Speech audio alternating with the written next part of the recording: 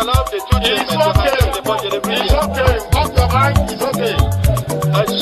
Off your mind. Like me. Chai! Now wow, people wey suppose talk truth to power don't off mind. And if we talk, now 500,000 they go summer us, call them hate speech. But fear not, my ego don't come. Him go torchlight every corner, nooks and cranny of all these bad people where they spoil our country.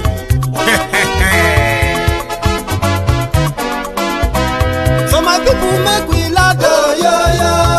My ego don't come, oh, yo yo. My people make we shout, oh, yo yo.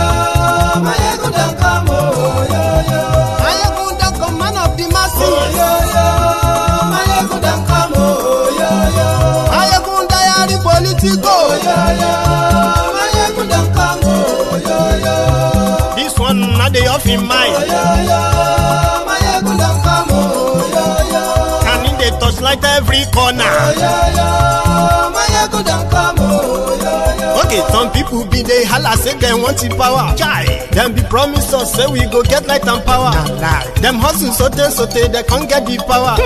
But now they know they do anything with the power. Sure. Every day, dollar just they get the higher power over naira. Still them talk say make we off mind. But thank God say my ego don't come. So my people make you loud, oh, yo yo. My ego don't come, oh, yo yo. My people make we shout, oh, yo yo. My ego don't come, oh, yo yo. My ego don't come, man of the masses, oh, yo yo. My ego don't come, oh, yo yo. My ego diary politico, oh, yo yo. My ego don't come, oh, yo yo. This one not they off in mind, oh, yo yo. My ego don't come, oh, yo yo. Person where they do evil, no one make person talk. Them say that my egun, that man too they talk. He too they talk. Say my egun diary, he they hot like pepper. But every day then they take money in bulk. Poor man picking, they the street they hawk. Still them talk say make we no talk. But thank God say my egun don't come. So my people make you loud, oh yo yo. My egun don't come, oh yo yo.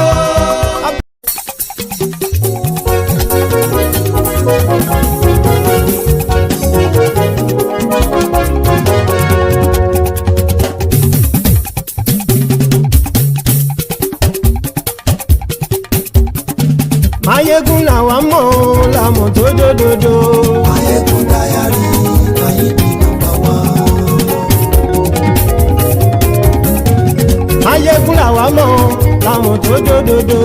Mayegun diary Mayegun number one. Mayegun ti dé o ọ̀rẹ́ ara ìlú. Mayegun diary Mayegun number one. Lórí Facebook lórí YouTube. Mayegun diary Mayegun number one. Gbogbo bó ṣe ń lọ ni Mayegun já wa sí. Mayegun diary Mayegun number one. Àṣírí ọ̀jẹ̀lú kì í bò níbẹ̀ o. Mayegun diary Mayegun number one. Bó bá ṣe eré àní Mayegun máa wí. Mayegun diary Mayegun number one. Ó sì tún ṣe eré wàá gbọ́ níbẹ̀ o. Mayegun diary Mayegun number one. Mayegun diary politico. Mayegun diary Mayegun number one.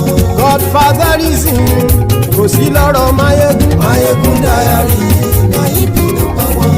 Ẹ farabalẹ̀ sẹ́ o kẹgọ́rọ̀ lẹ́nu o. Mayegun diary Mayegun number one. Àní Mayegun làwa mọ̀ tó dòdòdò. Mayegun diary Mayegun number one.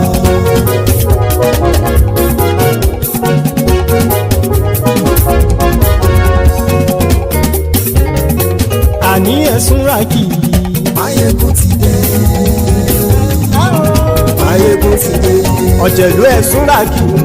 Mayegun ti dé. Àní ẹ̀sùn ràkì. Mayegun ti dé. Lórí Facebook. Mayegun ti dé. Àní ẹ̀sùn ràkì. Mayegun ti dé. Lórí YouTube. Mayegun ti dé. Àní ẹ̀sùn ràkì. Mayegun ti dé. Bọ́ bàbá gbé wúrẹ́. Mayegun máa wí. Àní ẹ̀sùn ràkì. Mayegun ti dé.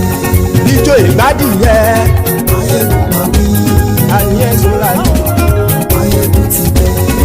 tó bá rúfin o. Máyégún máa mi. Àní ẹ̀ sọ́ra yìí. Máyégún ti dé. Kí gómìnà kówó jẹ. Máyégún máa mi. Àní ẹ̀ sọ́ra yìí. Máyégún ti dé. Hello there, brethren. So good morning to you, good afternoon to you, and a very good evening to you from wherever you are joining us. Tell everyone, it is Máyégún live. And thank you so much for joining me, brethren. Remember, as you are tuning in, after reading the caption of the broadcast, read the description of the broadcast as well. Then like it, hear it. Invite your friends, invite your not so friendly friends. Tell them to join us as usual. Tell them that Máyégún today, Máyégún is live. And if you have done that already, thank you. So chat tonight is going to be a long one, and hopefully we'll be able to cover it all in time and then maybe take calls, right? So thank you so much for joining me. So we are starting tonight with the repeated sort of like an advice for Atiku and Tinubu, two old men. One is vying to remain in office for another 4 years. The other one has been trying for years to be the president of Nigeria. They are both like clocking, well, anyway, Atiku is clocking 80. By the time you get to next year or your charade, so he will be clocking 80 or thereabouts. Tinubu will be probably like a 74, his own football age, you would say. So there is a man that worked for Tinubu, who also happened to be one of the leaders of the Northern Elders Forum. His name is Akeem Baba-Ahmed. Probably know him. Oh, yeah, he's Daddy's brother, senior brother. So he was appointed by Tinubu in 2024 to go work for Shettima.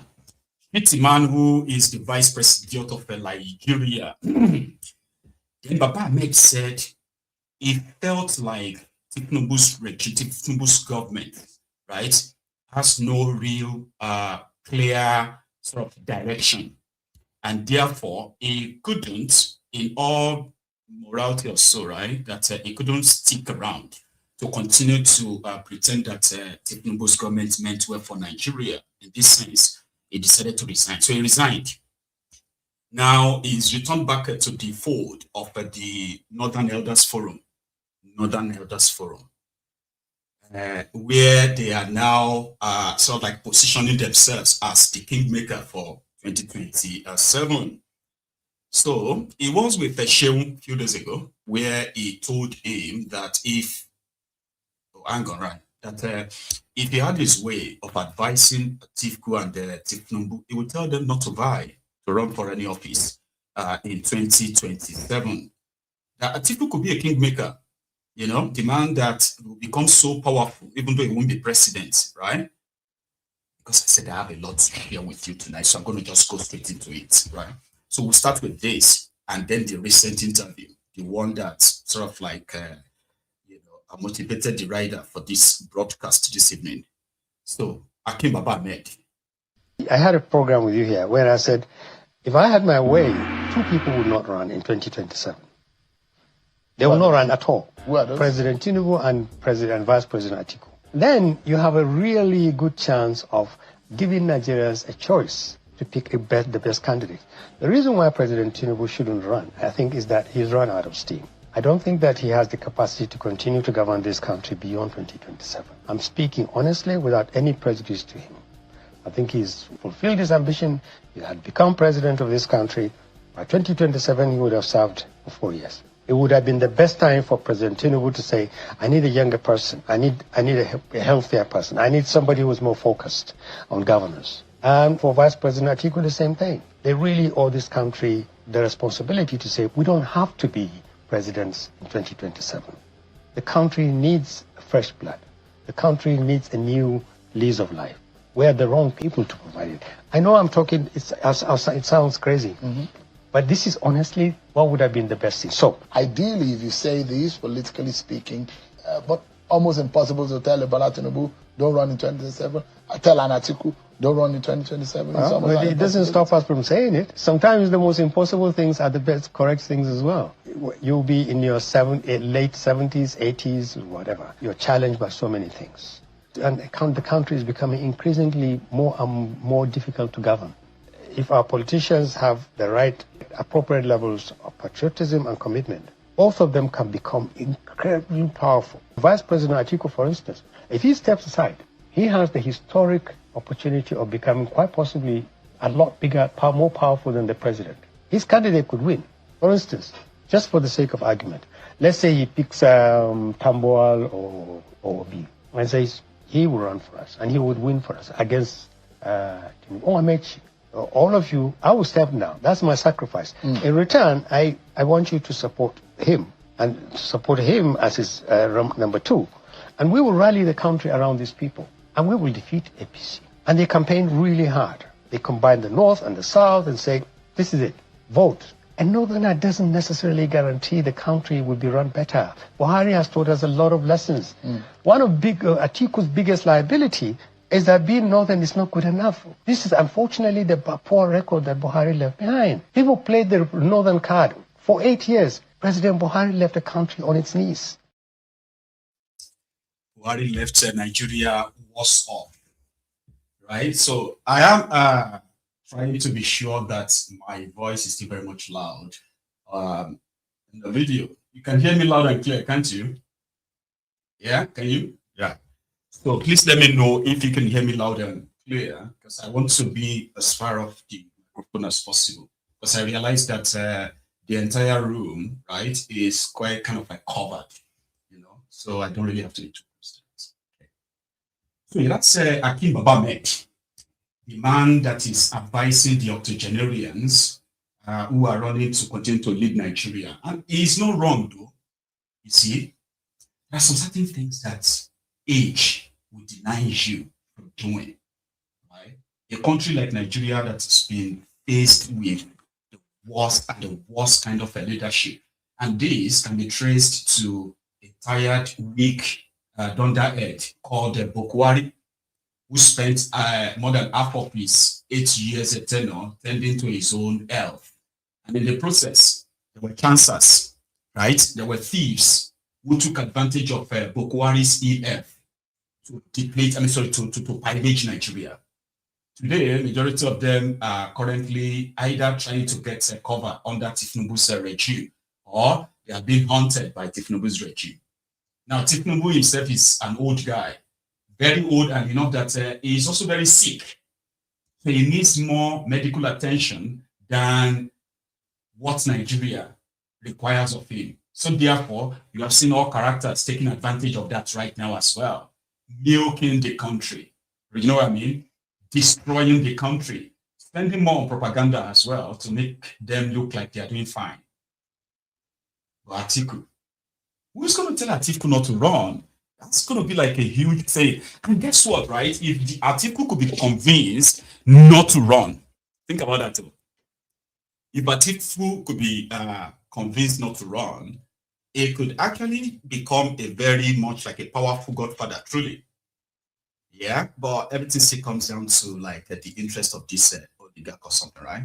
And let's go see or listen to what he had to say about the ADC chances of them probably telling Atiku not to run, so that they could possibly just use Amechi or Peter Obi, and then they can rally behind them as he's proposing. He actually said a lot. Okay. Now, here is the first one. Don't have a place in the democratic process. Well, there are many things that don't have a place in the democratic process that we still see play out today. But you're absolutely correct. If due process must be followed, convention must happen, and candidates must be elected, at least by party members. But let me listen. The ADC avoid an implosion that you've predicted in the event that is, that Alhaji Atiku Abubakar emerges as a flag bearer.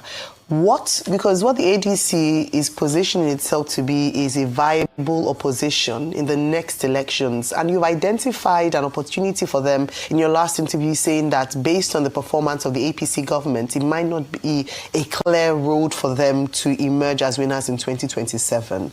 How can the ADC take advantage of this, despite the implosion you have, you're seeing ahead of time if anything happens, during the convention or after the convention? How can they consolidate? How can opposition parties like the ADC work together to present themselves as viable, alternatives come 2027?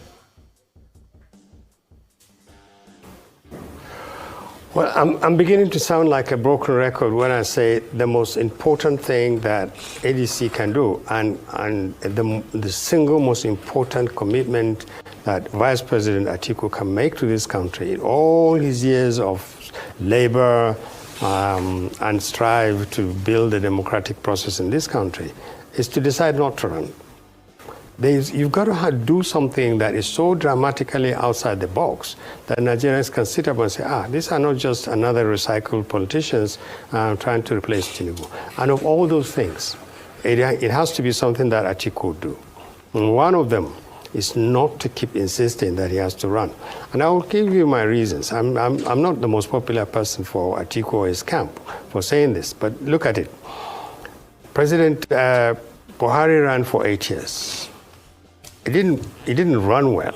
If he had, he would have mitigated the damage of all this business of, we must have 8 years, we must have 8 years. So President Buhari's record is not exactly the best preparation to have another northerner and make a case only for the fact that the person comes from the north for him to be elected.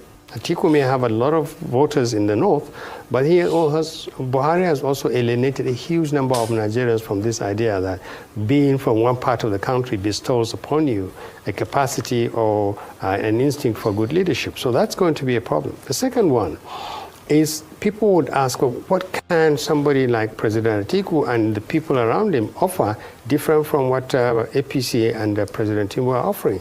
There's very little, especially when you don't know. They need to come out and say exactly what they are going to do and say it in a manner that Nigerians can sit down and say, but we have an option to all this poverty. We have an option to all this insecurity. We have an option to all these quarrels about coming from one part of the country or coming where there are people who are saying, give us power and we can fix this country. So, but they haven't said so. And I think that they're shortchanging themselves because ADC is substantially outside this terrible danger where the party and a few other sensitive state agencies throw ropes around you and tie you up with litigation and internal frictions until the elections are virtually over. So ADC is in a strong ground. But what ADC is not doing is not playing its card right. What would you do with power? The third reason why I think President Atiku's sacrifice for the nation is the best thing they can do is that it will give him immense powers to decide what happens in ADC and send signals to the people who would be jockeying for positions that he actually calls the shots. If he makes that sacrifice, it gives him huge power. Now, he doesn't become president, but he can decide who becomes president. All right. So let's look at this scenario and delve deeper into it. If you have...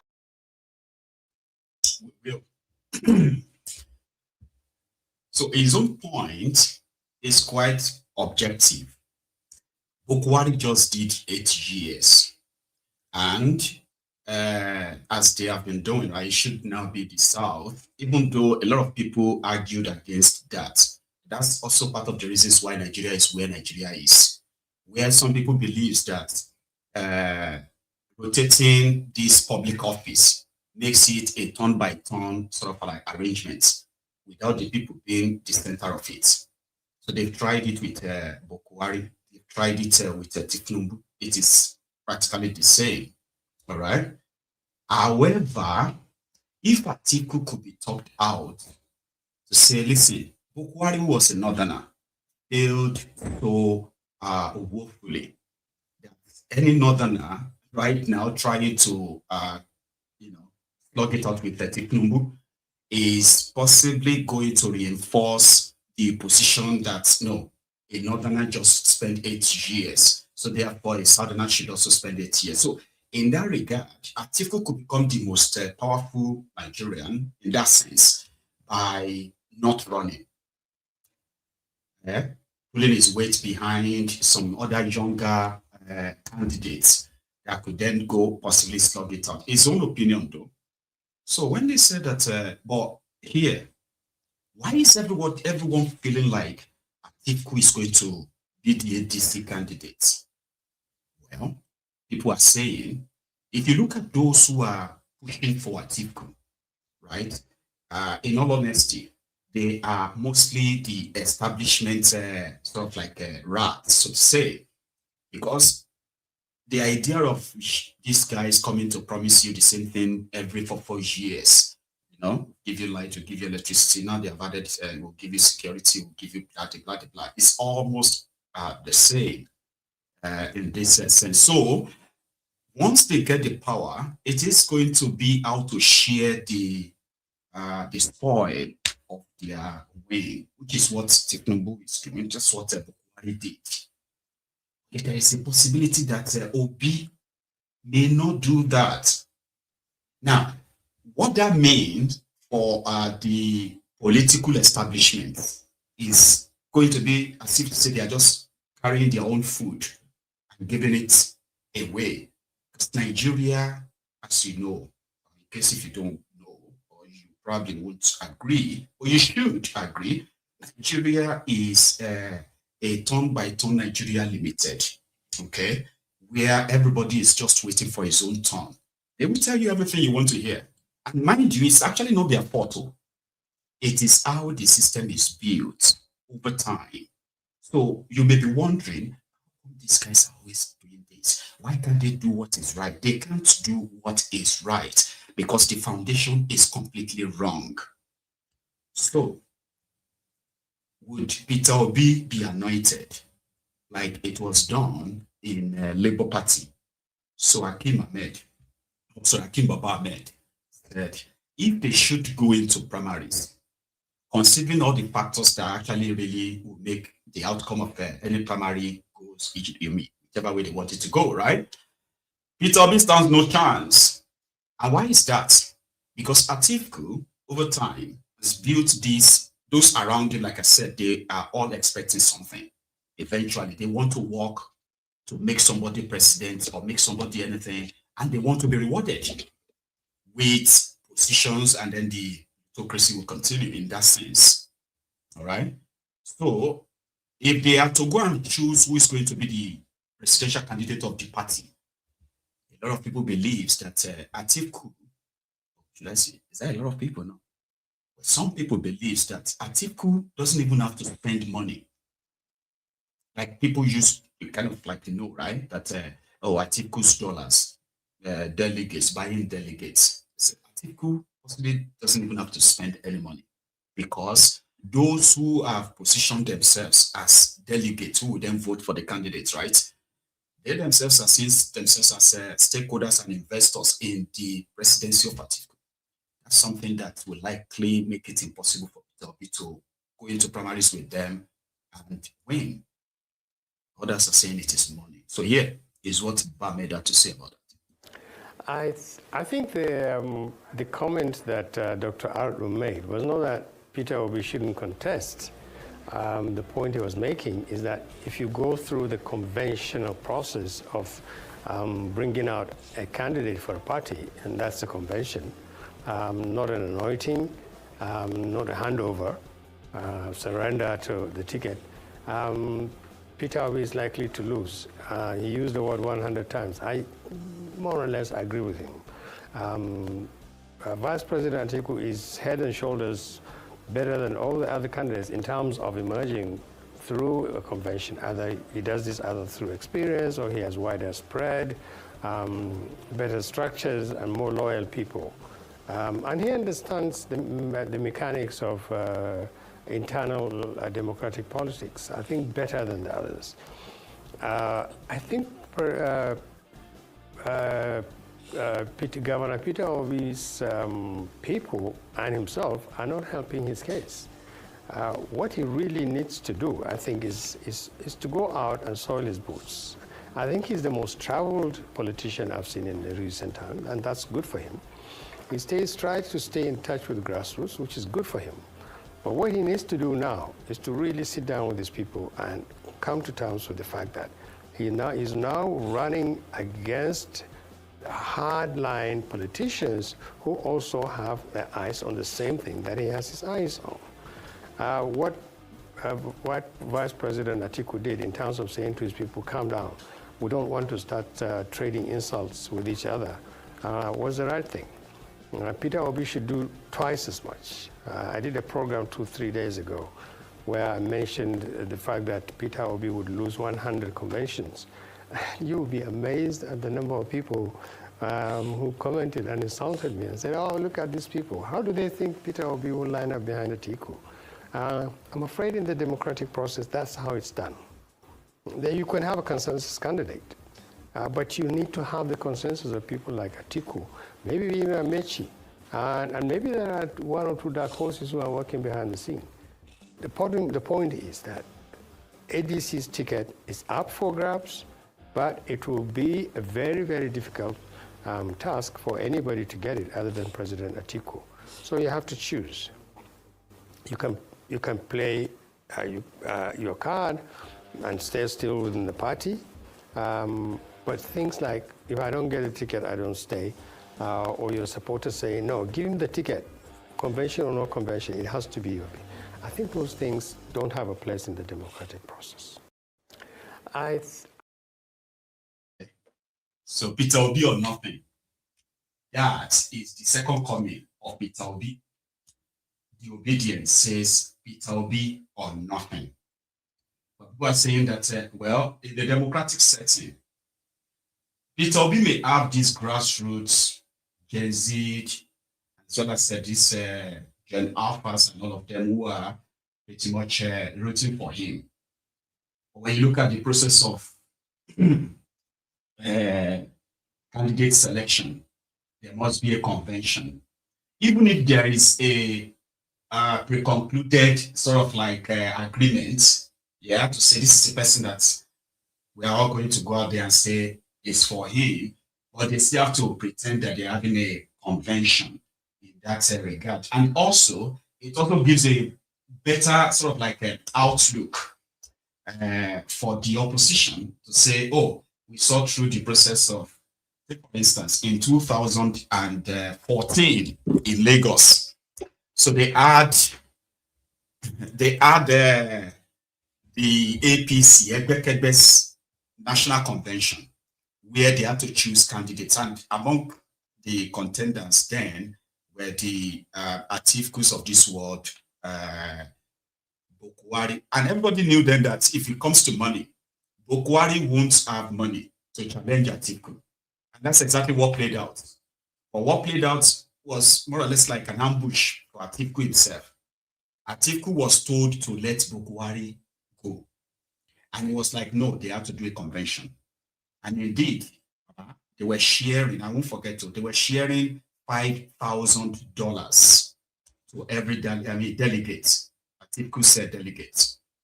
It was around that time that Rufai Amechi, who was like, who later became the campaign director for Bokwari's election there, right? So Amechi, as well as the Lagos State money, they had to put this money down in it to start paying over $3,000 to the same APC delegates in Lagos. But because these guys behind this scene have concluded that it has to be Bokwari, Tinubu and others, it must be Bokwari, they have to stop Atiku.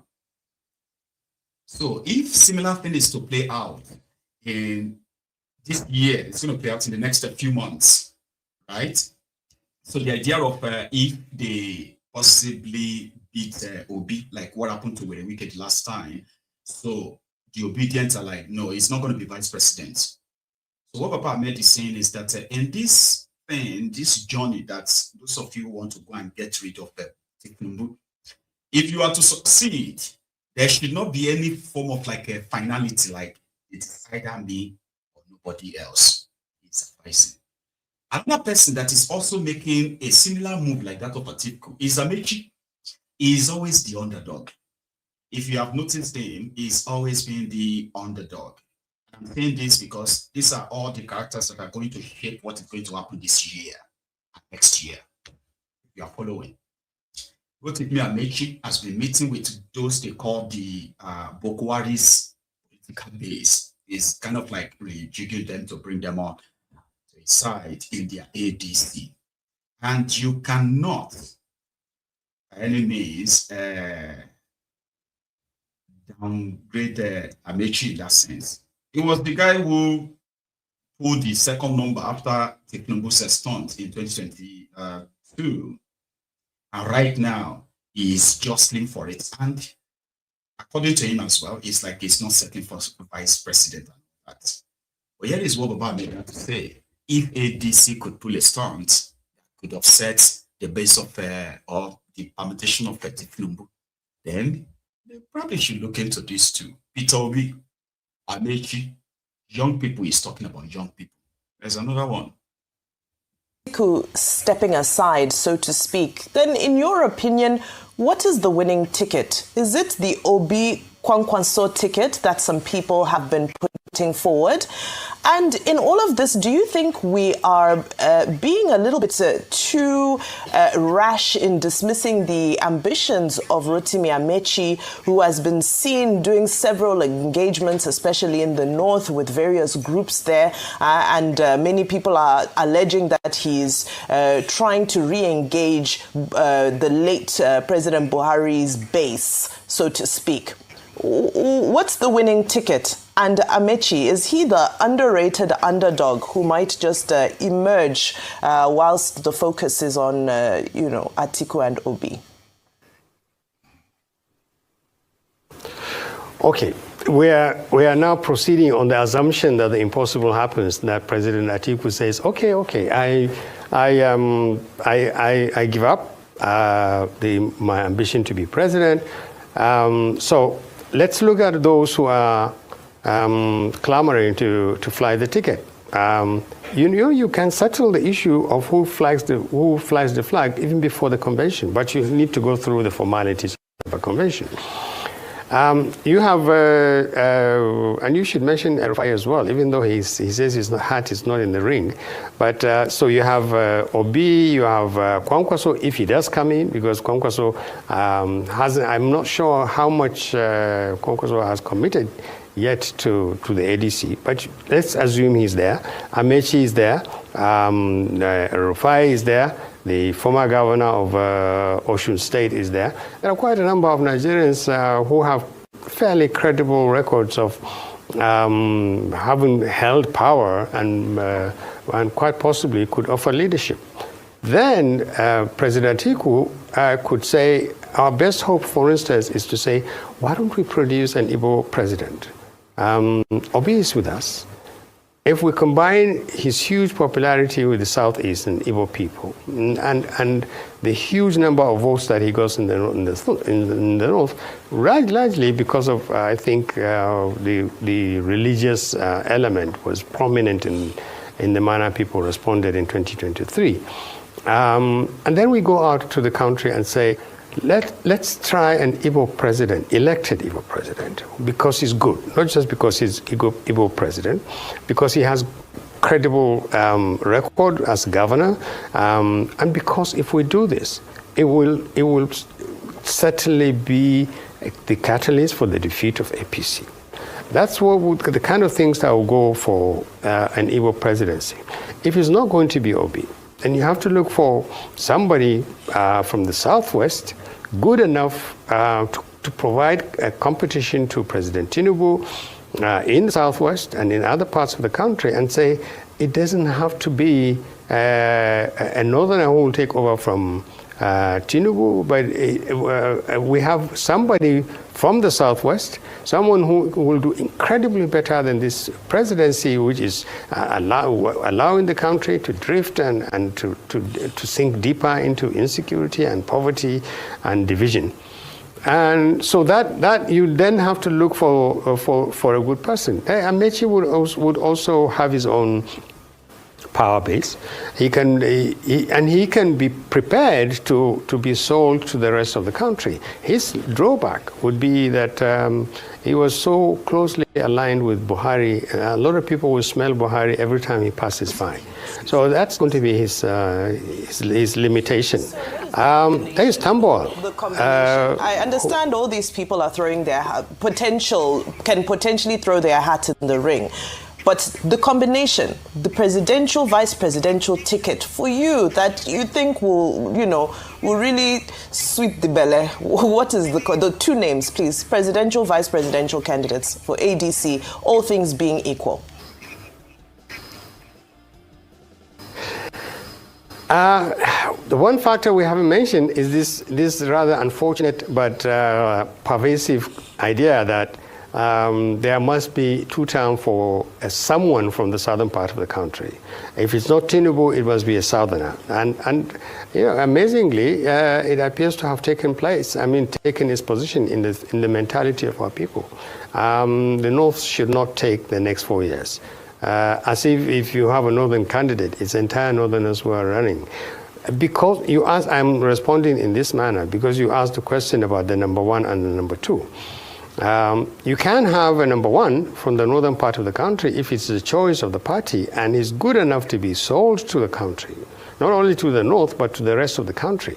And then you can have somebody who run as his second, but he must also bring on board a huge number of southern votes. And if you do that, Dr. Baba-Ahmed, yes. Let's save time. Cool. You can't answer that.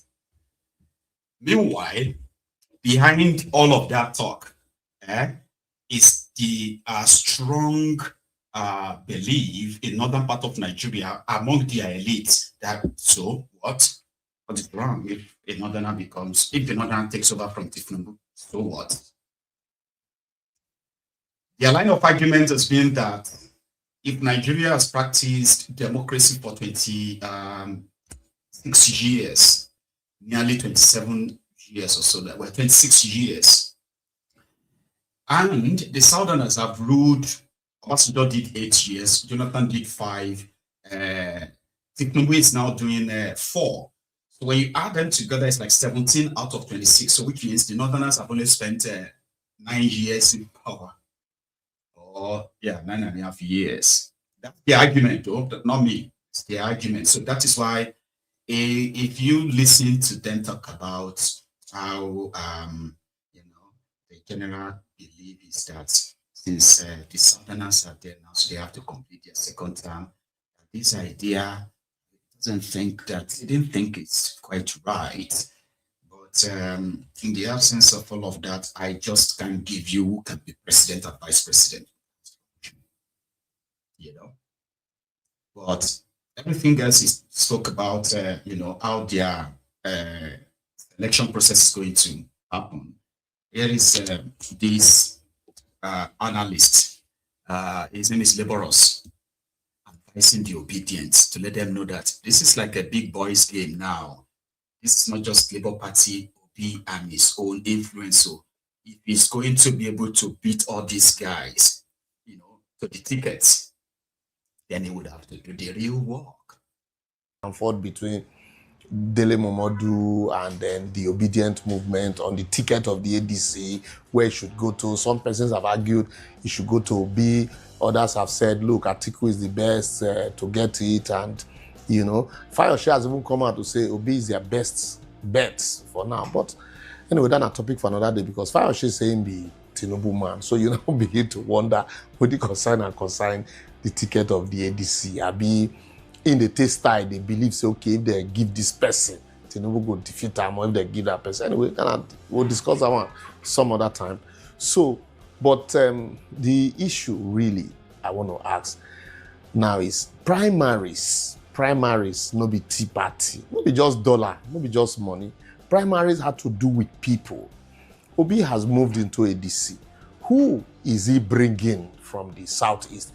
Which of the strong politicians in the Southeast that will be delegate is he carrying along with him that he don't drag enter there? Atiku also has been able to bring in people from the North. You know, some by all the Rufais and others, the Malamis, them, all those people, Atiku is bringing them. The Babachelawa, Atiku is bringing all these people into the fold. So these are the people that will form the bulk of the delegates. Aregbesola is positioning himself to become the leader of that party in the Southwest. So anybody when need ticket for Southwest, certainly will go meet Aregbesola. You know what that one also mean. You know, they are Boredu, Labour Party that time. So all of this, we heard that Peter Obi moved 5,000 people from Southeast register. Who are these 5,000 people? Are they people who are likely going to be delegate? Because you need to win primaries first, though, before you go fit the talk of the actual voting. You know, so those are the issues.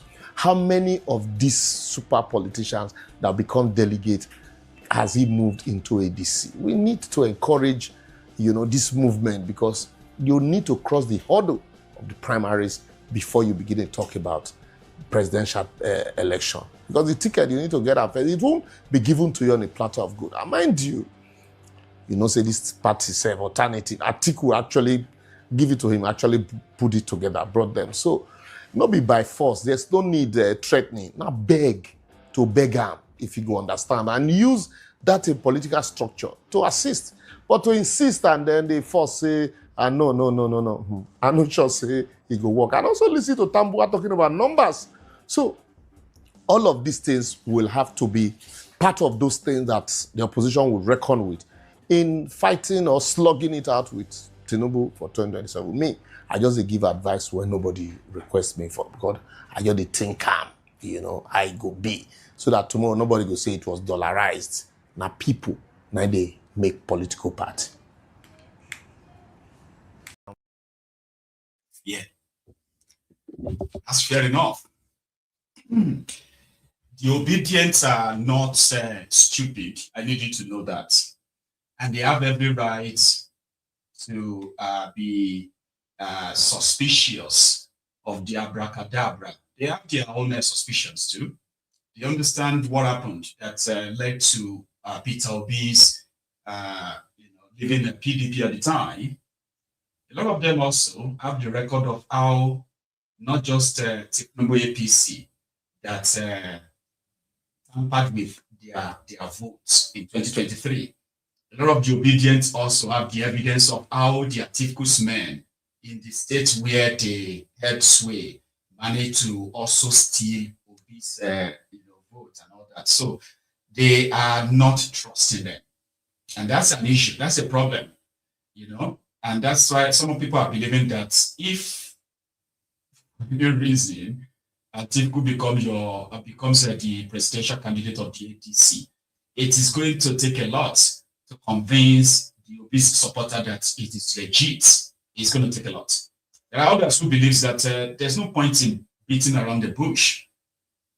This is somebody that they strongly believes could command the suitable number of people without having to bribe them. Support him, that's Obi.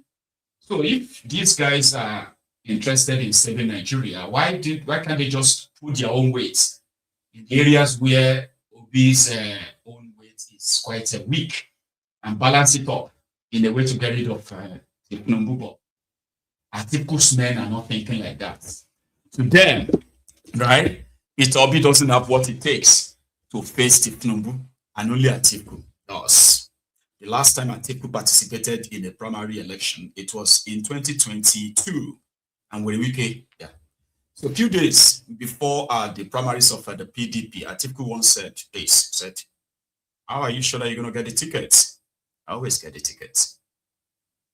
That's a very strong one. Just waiting for your declaration. When are you declaring? We will let you know now. We will give a formal announcement. Are you confident that you are going to get a ticket for your party? Have I ever failed to get the ticket? Yes. No, this time around, I want to know. Maybe you are so confident. I'm confident. I'm confident. They are talking about age. that the elderly people should allow youth to take over. What do you say to that? Let the youth compete now. It's competition. It's democracy. Thank you. Thank you very much. So Atiku was like, and he also said some other stupid things about these obedient people. They have history.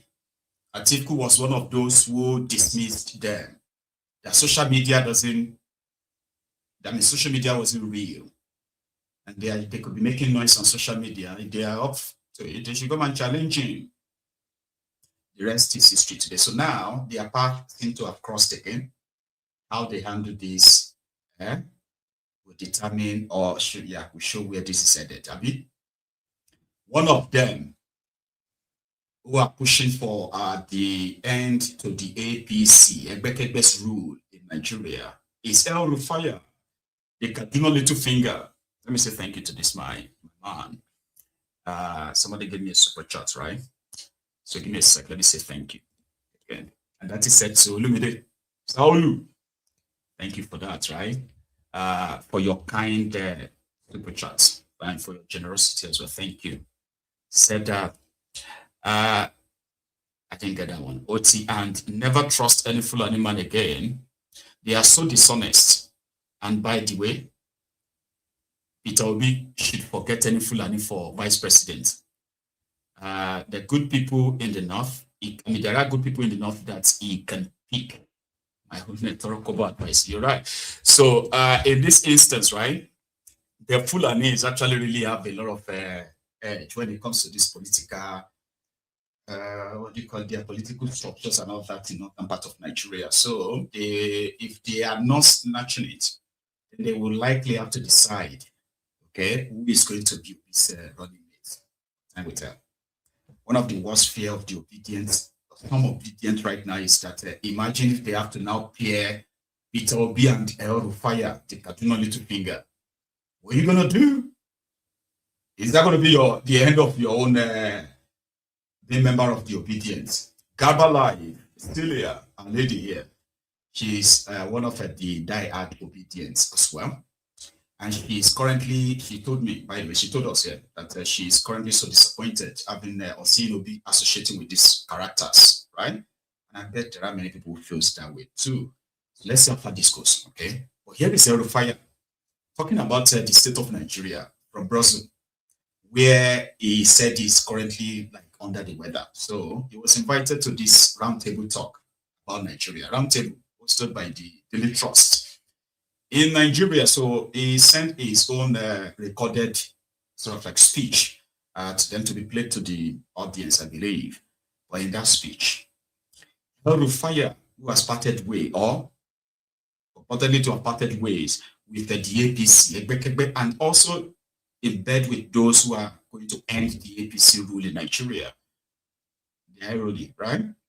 So El Rufai believes that Nigerians are only enduring, and endurance is not progress. Endurance is not life. People are existing for just existence sake, but the only thing they have going for them is to say Nigeria is still a country. Oh, Nigeria is still one country. But a lot needed to be done and changed. And yeah, in his speech, it's a long wind like that. Okay, so let's go listen. El Rufai. Distinguished panelists, honored guests, colleagues, ladies and gentlemen. Let me begin by apologizing for my physical absence from this important dialogue. I was recently treated for a sudden bacterial and viral infection and remained under medical observation until midweek, which prevented my travel to Abuja yesterday. I therefore address you today from Brussels in Belgium before returning to Nigeria shortly, inshallah. I thank the Trust newspapers for the honor of inviting me to speak at this 23rd Daily Trust Dialogue. The theme, Nigeria's Fourth Republic, what is working and what is not, is timely not because the Republic is young, but because it is old enough to be judged honestly against the expectations that gave it birth. So let me begin by framing the question. Nigeria's Fourth Republic is now in its 27th year. It represents the longest uninterrupted stretch of civilian rule since independence in 1960. That fact alone matters. We have conducted multiple elections, transferred power between parties, sustained constitutional rule, and resisted the return of military governance despite insurgency, economic shocks, recessions, and a global pandemic. This endurance deserves recognition. It reflects not only the actions of politicians and institutions, but also the patience and democratic commitment of ordinary Nigerians. However, endurance is not the same as progress. Stability is not the same as prosperity. And elections alone do not equal good governance. The central question before us is this: has the Fourth Republic delivered security, justice, opportunity, and dignity to the majority of Nigerians? My short answer is this: it has delivered some gains, but it is failing in fundamental ways. I will therefore make 5 propositions. First, the Fourth Republic has recorded some real achievements. Second, it is democratic in form, but increasingly centralized and coercive in substance. Third, its failures are structural, not accidental. Fourth, the binding constraint is not democracy itself, but weak state capacity and poor leadership quality of political office holders. And fifth, unless these failures are addressed, public faith, especially among young Nigerians, will continue to erode with serious consequences for the survival of the Fourth Republic. So let me begin with what I think is working about this republic. Number 1, in my view, is civilian continuity. Since 1999, Nigeria has remained under civilian rule. Courts sit, legislatures function. Governments change through election and not coups. In an African context, this is no small achievement. Military rule has likely lost legitimacy as a solution to Nigeria's problem. This alone is progress. Number 2, federal pluralism. Nigeria remains a federation, strained, imperfect, but still plural. Some state governments matter. Governors remain powerful political actors. Subnational governments deliver most education and healthcare services and employ the majority of public servants in Nigeria. This pluralism has prevented complete political monopoly and allowed pockets of success in some states, even where the center fails. The third is political competition. Nigeria does not have a permanent ruling party, and that is an achievement compared to countries like Uganda, Tanzania, Rwanda, and even our neighbor, Benin and Togo. The PDP governed for 16 years. The APC will not govern forever. It is likely that in 2027, the APC will be gone. Power therefore remains contestable. This distinguishes Nigeria from dominant party systems elsewhere on the continent, some of the countries that I've mentioned. However, and this is critical, competition has not yet matured into accountability and good governance. Elite circulation has outpaced institutional consolidation. Parties remain weak, personality-driven, and transactional. The fourth is selective economic and industrial gains. Nigeria has experienced episodic progress. There are years of growth driven by macroeconomic discipline and infrastructure investment. Nigeria became a net exporter of cement, thanks to Dangote and other cement manufacturers. The Dangote refinery positions us towards self-sufficiency in refined petroleum, petrochemicals, and fertilizer. Again, that is progress. These are not imaginary achievements. They demonstrate that democracy, when focused, can deliver, but they are uneven, fragile, and easily reversed. I will now go to what is not working. Now let us turn to clearly to what is clearly not working, and here a bit of candor is required. The first is we have governance without accountability. Nigeria has built the forms of accountability faster than in the substance. We conduct elections, create agencies, announce asset recoveries, but accountability by those governing remains selective and episodic. Corruption has become dangerous for some that are in opposition, negotiable for others that are sitting on the fence and want to move to the APC, and invisible for those aligned with power. APC members are never accused of corruption. This cost is not abstract. It appears in unpaid salaries, abandoned projects, decaying infrastructure, and widespread cynicism.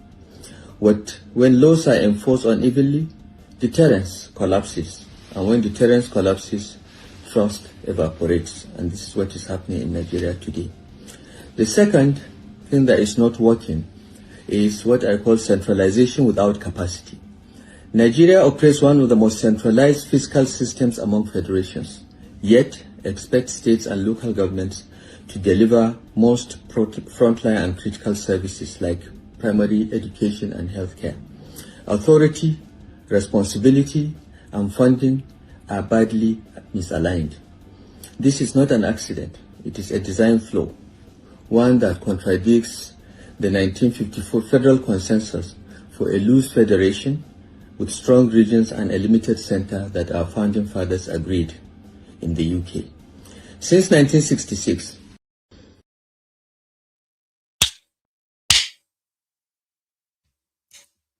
Rufai was appointed to deceive Nigerians in 2019 by the APC, Ebekebe, this madman. Prior to that, APC, Ebekebe, that campaigned on restructuring Nigeria, suddenly denied it.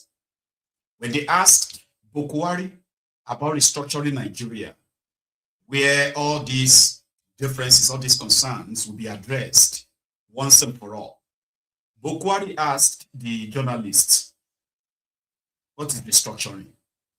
Restructuring what?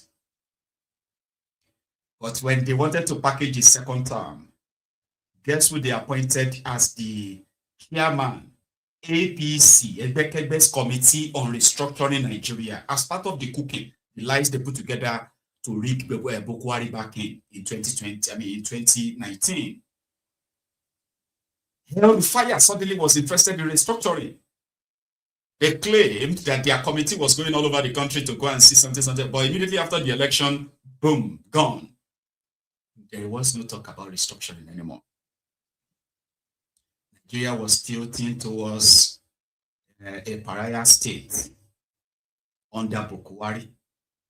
Bokwari divided Nigerians like never seen before. Even the civil war, the bloody genocidal war that Nigeria perpetrated on the Igbos, did not create this level of division that we are witnessing in Nigeria today under APC. I mean, I never really cared about so much about where anyone or everyone comes from. Or when I was growing up, I don't think our children will have the same luxury anymore. I mean, I was born 20 years after, no, hang on. I was born 14 years after the genocidal war. I'm talking about a country that just lost over 5 million people. Nigeria was not that divided than what APC have now created today. But the likes of Rufai, the Kajuru little fingers, they fueled it. While they were preparing to bring in the druggie, Kolu, they decided that the only winning formula was to go and open up that fourth line, religion. It was the one who sold the idea of a Muslim ticket to Tinubu. Tinubu would never do that, but a desperate man would do anything. He will never, he's a politician. He's known to be a politician. That kind of level, that level of a politician. He would never say they should go and do Muslim tickets. But he was desperate. Rufai told him that he did it in Kaduna. And people screamed, people shouted, they complained, but they did nothing. So he could do it. Now they took that to the mainstream, to the national, and started gaslighting anybody who rejected that Muslim ticket as those who are fanning the ember of a religious division in Nigeria. So they started gaslighting people who opposed the Muslim ticket. They said, "Oh, it's because you wanted to create a religious division. There is no difference between us. We are all the same, the blah, the blah." So today, they are boldly telling people that Peter Obi and the Obedient were the ones who promoted religious division. Now he got bumped. Rufai got bumped. Tinubu used him and then disgraced him. His own comeback is now to tell us that for Nigeria to work better, we need to go back to that 1954 consensus arrangement, a losing center and a strong regions. Tinubu said he removed subsidy so that he could give more money to the states, which he did, right? He's been giving them allegedly more money. Well, it's actually not more money, to be honest.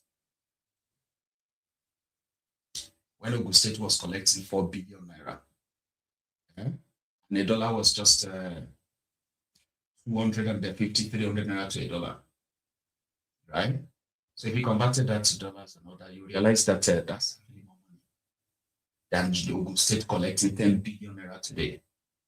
With a devalued naira that lost over 1,500% of its value in the space of 2 years under Tinubu. But yeah, Tinubu said he's giving more money to the states, and they are supposed to be the ones who are supposed to actually really help people, you know, invest in people, but they are not. The criminal governors have never invested in anyone, right? But themselves. I have one I want to tell you about today as well, but we'll get to that part.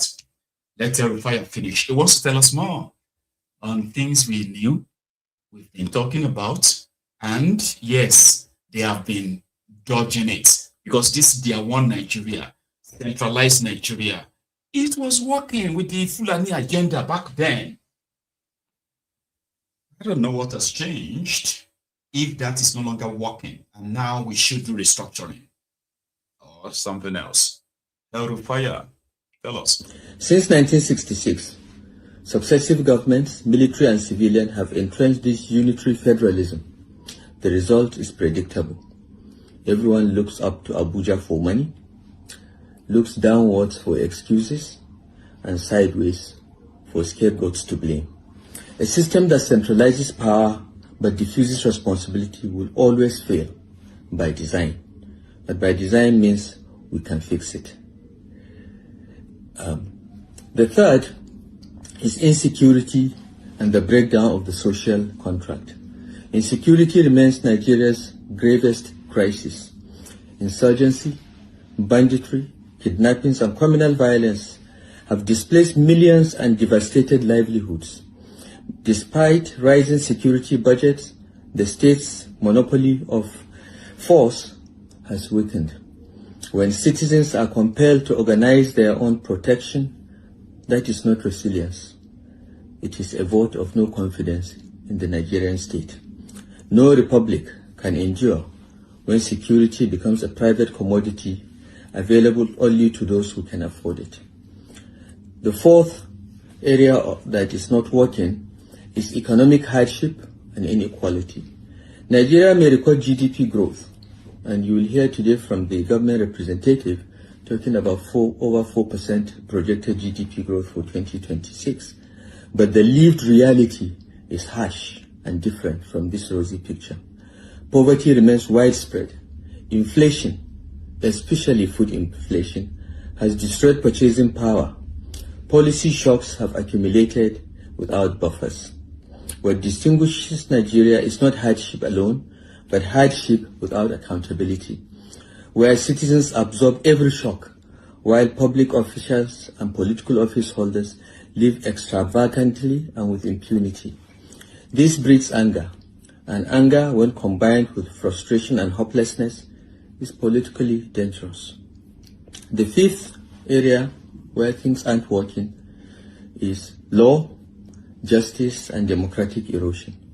The law should protect citizens, not terrify them. Yet, we have seen in Nigeria prolonged detention, selective prosecution, and investigative fishing expeditions that have weakened confidence in the justice system. When law enforcement is weaponized against political competitors, democracy erodes quietly but steadily, and this is what we've seen happening in our country today. The courts remain the last refuge of anyone that feels persecuted.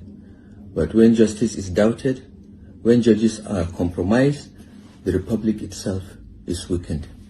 What must change and must stop, I will go into now.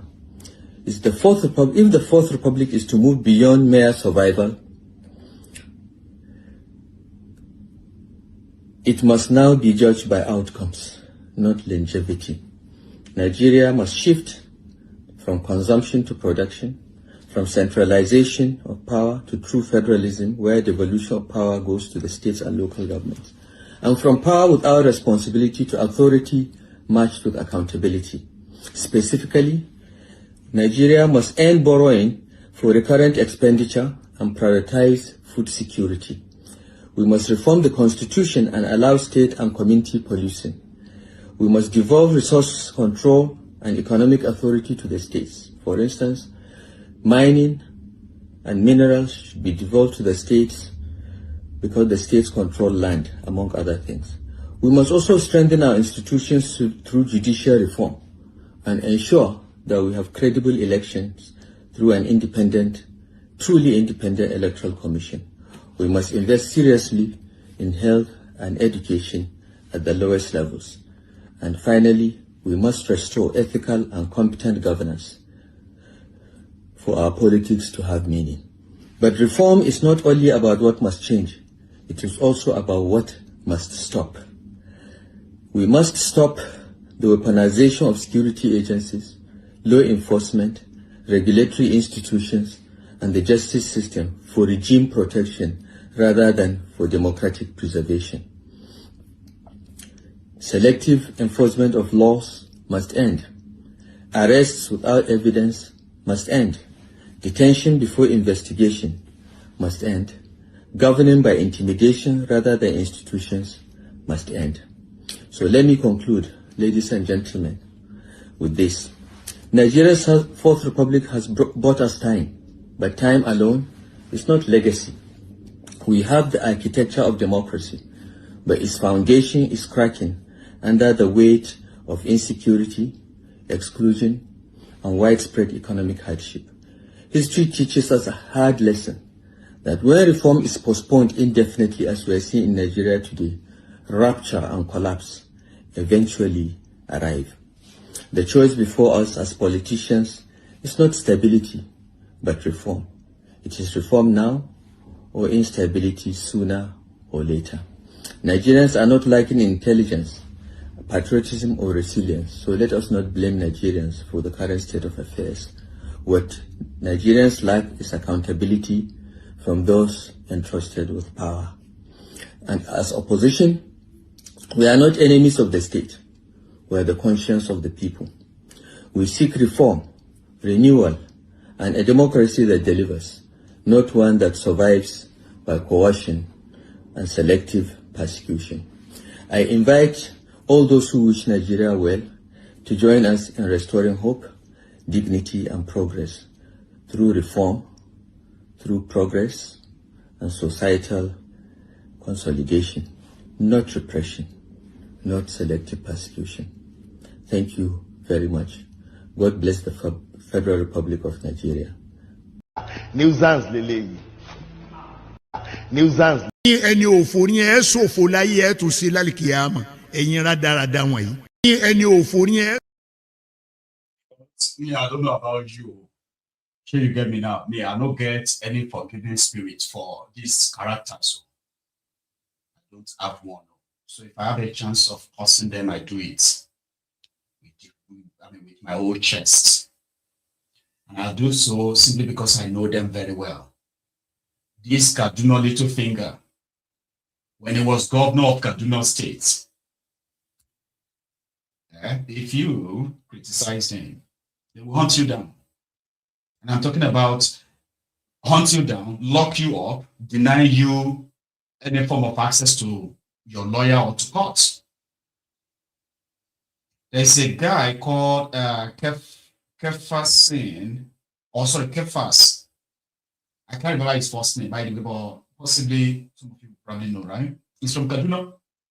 He was among those who exposed the jihadi Rufai, the Kaduna Little Finger, at the early stage of his governance, as in when he was a governor of Kaduna State. He locked the guy up for nearly a year without any trial or appearing in court. He was that powerful. Now he's talking about, arresting people without a trial, or sending people to prison without investing, all that stuff. That nonsense he's talking about. The Nigeria is proposing doesn't really exist. Na takia, na nonsense takia. Be mindful. Rufai is talking about resource control. He's talking about empowering the states to man their own resources. Really? Isn't that what the people of Niger Delta have been pushing on forever? A restructured Nigeria will prevent the Fulani terrorists from advancing to anybody's territory. Really, it's not going to happen. But the Fulani terrorists brought to Nigeria by this APC, continue to wreak havoc, kill Nigerians, kidnap some. Like what happened in Kajuru, in Kaduna. That's where he was governor. Southern Kaduna saw hell when this hell of fire, the Kaduna little finger was their governor. But today, they all care about Nigeria now. In fact, they are open now to actually agree with us, what a lot of us have been preaching, that they've called us names, this or that. Now they are agreeing with us. You don't have a democracy. You don't have a democracy. You don't have a federal system of government. What you have is a unitary system of government with a center that is so strong and at the same time so vulnerable, incompetent, led by, crooks. 177 people were taken, churchgoers from their church on Sunday. And the poor leadership, right?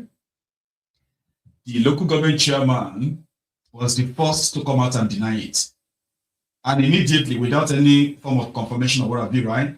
The state governor denied it. The police commissioner denied it. Only for them to, 3 days later, to now say, oh yeah, it happened. We were misled. It was the chairman. We don't know why he did that. Because they are there to protect the Fulani terrorists. That's why these guys who are holding political offices in northern part of Nigeria, right? Those who are sympathetic to these terrorists, they are in their large numbers. They're not hiding it, sabotaging everyone in this sense. So a local government chairman, Kajuru local government chairman, denied this abduction. And you know what happened? The terrorists went into churches, not just one church. They went into about 2 churches where worshippers were at service. And then they marched them into the forest. Nobody was going after them. Nobody was chasing after them until when those they led into the forest saw an opportunity and they escaped. Now their story is the reason why they now have different security men and what have you in Kajuru right now. And guess what? I still haven't seen any sign that they are looking for those kidnapped. So they said out of 177 they took 9 or so, 11 or thereabout escaped, and they are telling us now that 166 are still missing. I'm going to take you to the venue, the aftermath of the abduction, the eyewitnesses and what they had to say, and also what happened after too, right? So take a moment if you haven't really liked that the broadcast, you can like the broadcast now. That is your own offering. So watch this. Let's go to Kajuru. In fact, the area is actually called the Kurmi Wali in community in Kajuru local government area of Kaduna State. This are the makings of the fire, the Kaduna little fingers, by the way.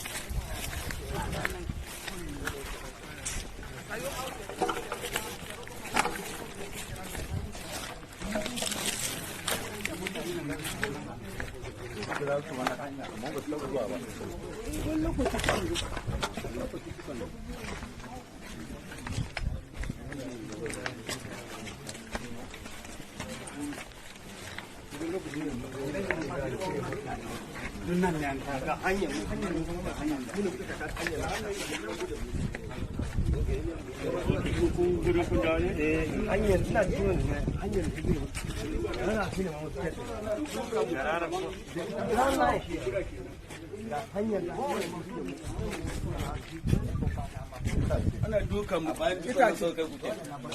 yamma da dusan nan kamin mu wuce ma sai kamin mu kubuta can wani gari ne an riga an kore nan ne mun samu muku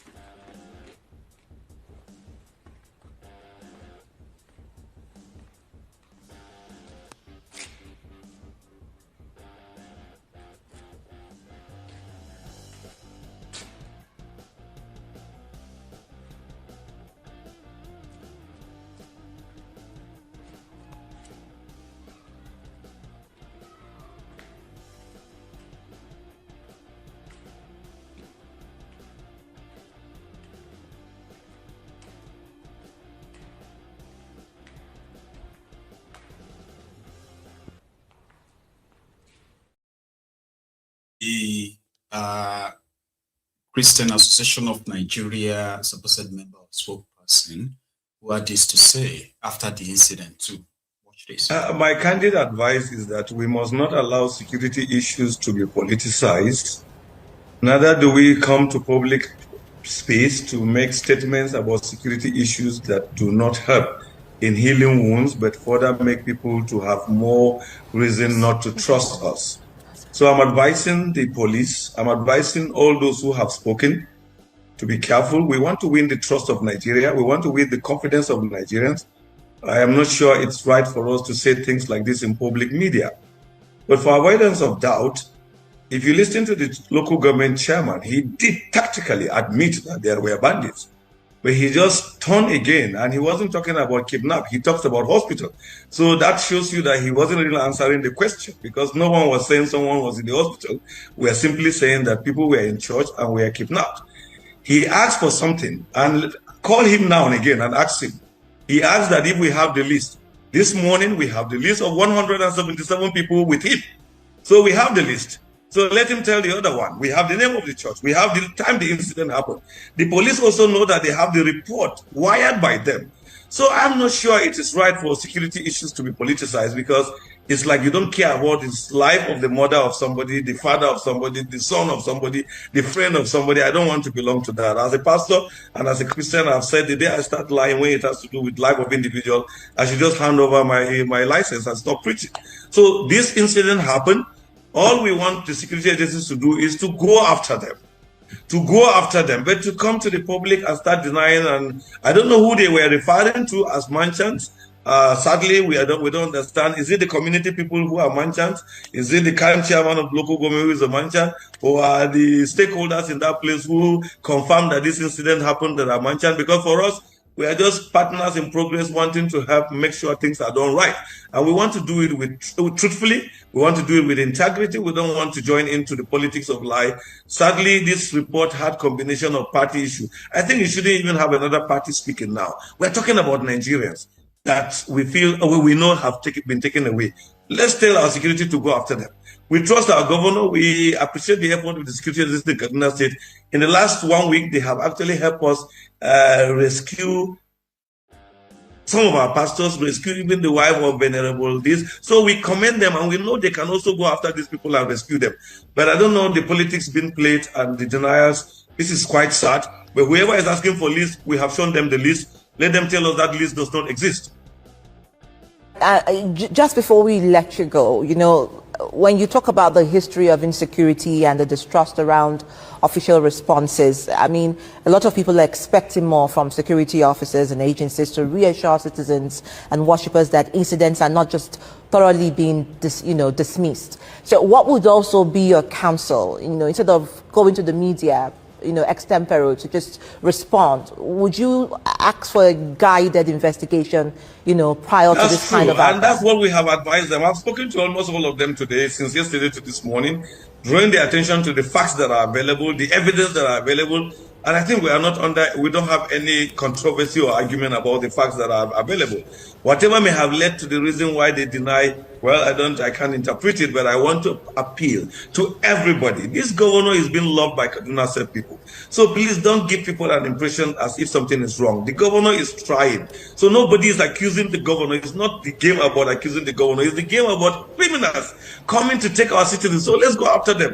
But when you start playing game, you are not helping the leaders, you're not helping the governor, you're not helping the state, and we can't deny. You can't tell me 100 and something. Even if it's just 2 people, you can't just come publicly and deny that it never happened. Well, we can show you proofs with names and what it happened. And you also, as police, we have your signal that you give out to show people that this incident happened. Please, I beg us in the name of God. Let's not play politics when lives are involved. Let's instead show that we are committed. This governor is trying, we applaud him. The security agents are trying, but in this matter, I think they didn't get it right. So please let them go to the drawing board and correct it and go after this criminal before they go too far with our people. The words of Chairman Northern. Okay. They have gone very far. So on your screen, brethren, is the names of the victims who have been confirmed to have been taken by these terrorists. Okay. 177 of them. They have their names. If you want their photos or their pictures, they will provide them for you as well. So now this is like giving it to the government and saying, we wanted to bring back all those people. How did the Fulani terrorists manage to successfully kidnap this number of people? And they've been doing it anyway. So yeah, you can pretend to want to praise the governor, who is also saying that Tinubu is doing very well anyway. So, and APC, Bekebe is doing fine. They always want to look good, even when the optic is so bad. I'll tell you something. Their governor, yeah, the Ubanka Sonny, or Bansa Sonny, right? So he visited the community. This is the road that leads to the community where the people got kidnapped. I want you to please tell me what you observe. This is not from a National Geographic, National Geographical channel or National Geo. This is Kaduna State, and it's actually the main road to the community where these people were kidnapped. Tell me what you see.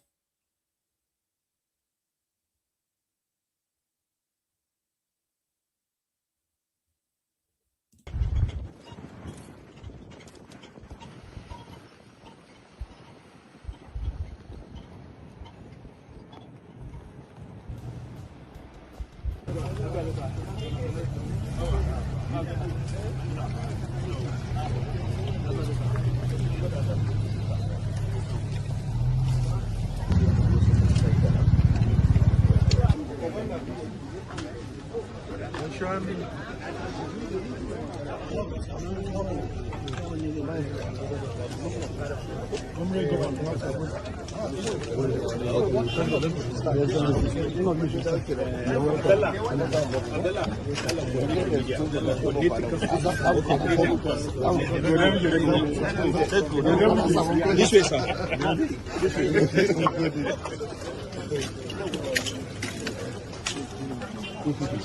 Queria gaishe su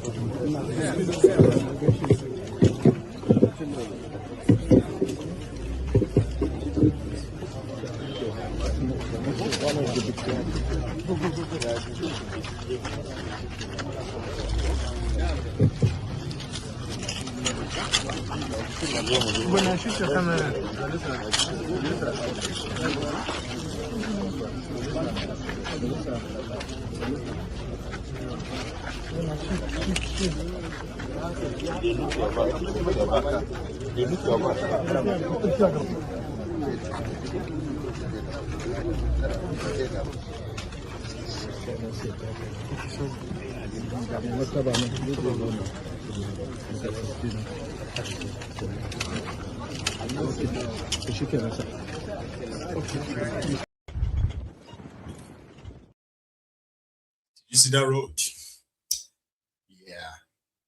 That is how more than 80% of federal roads in Nigeria, that's what they look like.